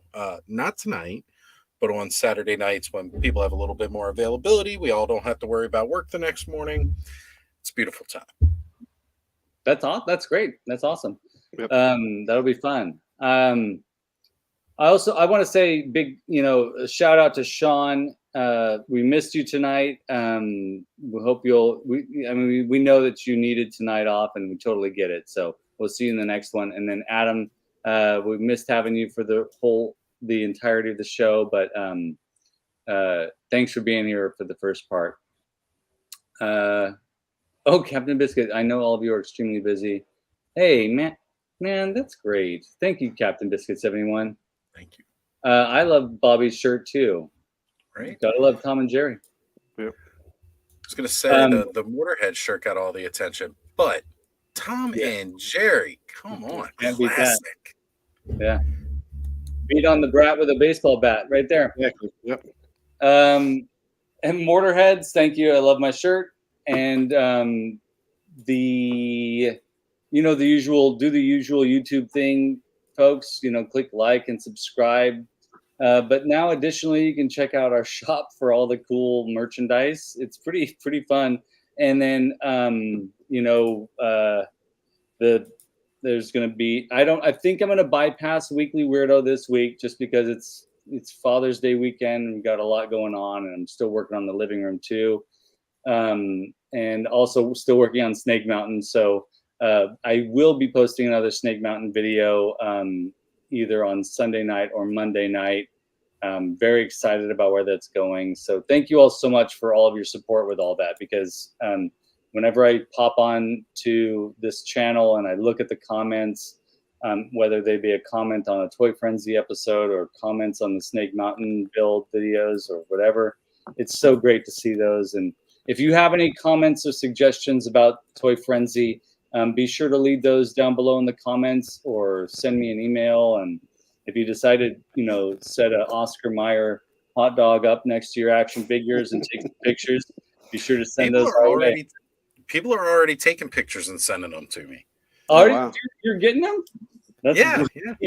That's great. I'll have to check. I don't know how you do. First of all, I don't know how Oz does it. He's able to check all the things. He's like, I don't know. I can't even come up with an analogy. He's like master of the multitasking. Yeah, there it is. Multitasking. Thank you, Travis. I do my best. I can barely say one sentence, let alone try and do two things at once. So, thank you all for participating in that Oscar Mayer photo assignment. We'll see what comes out of that. But thank you so much for watching, folks. We appreciate you. And what else? Oz, did I forget something? Well, I just want to give this amazing community that we've started to build up and around us. You guys really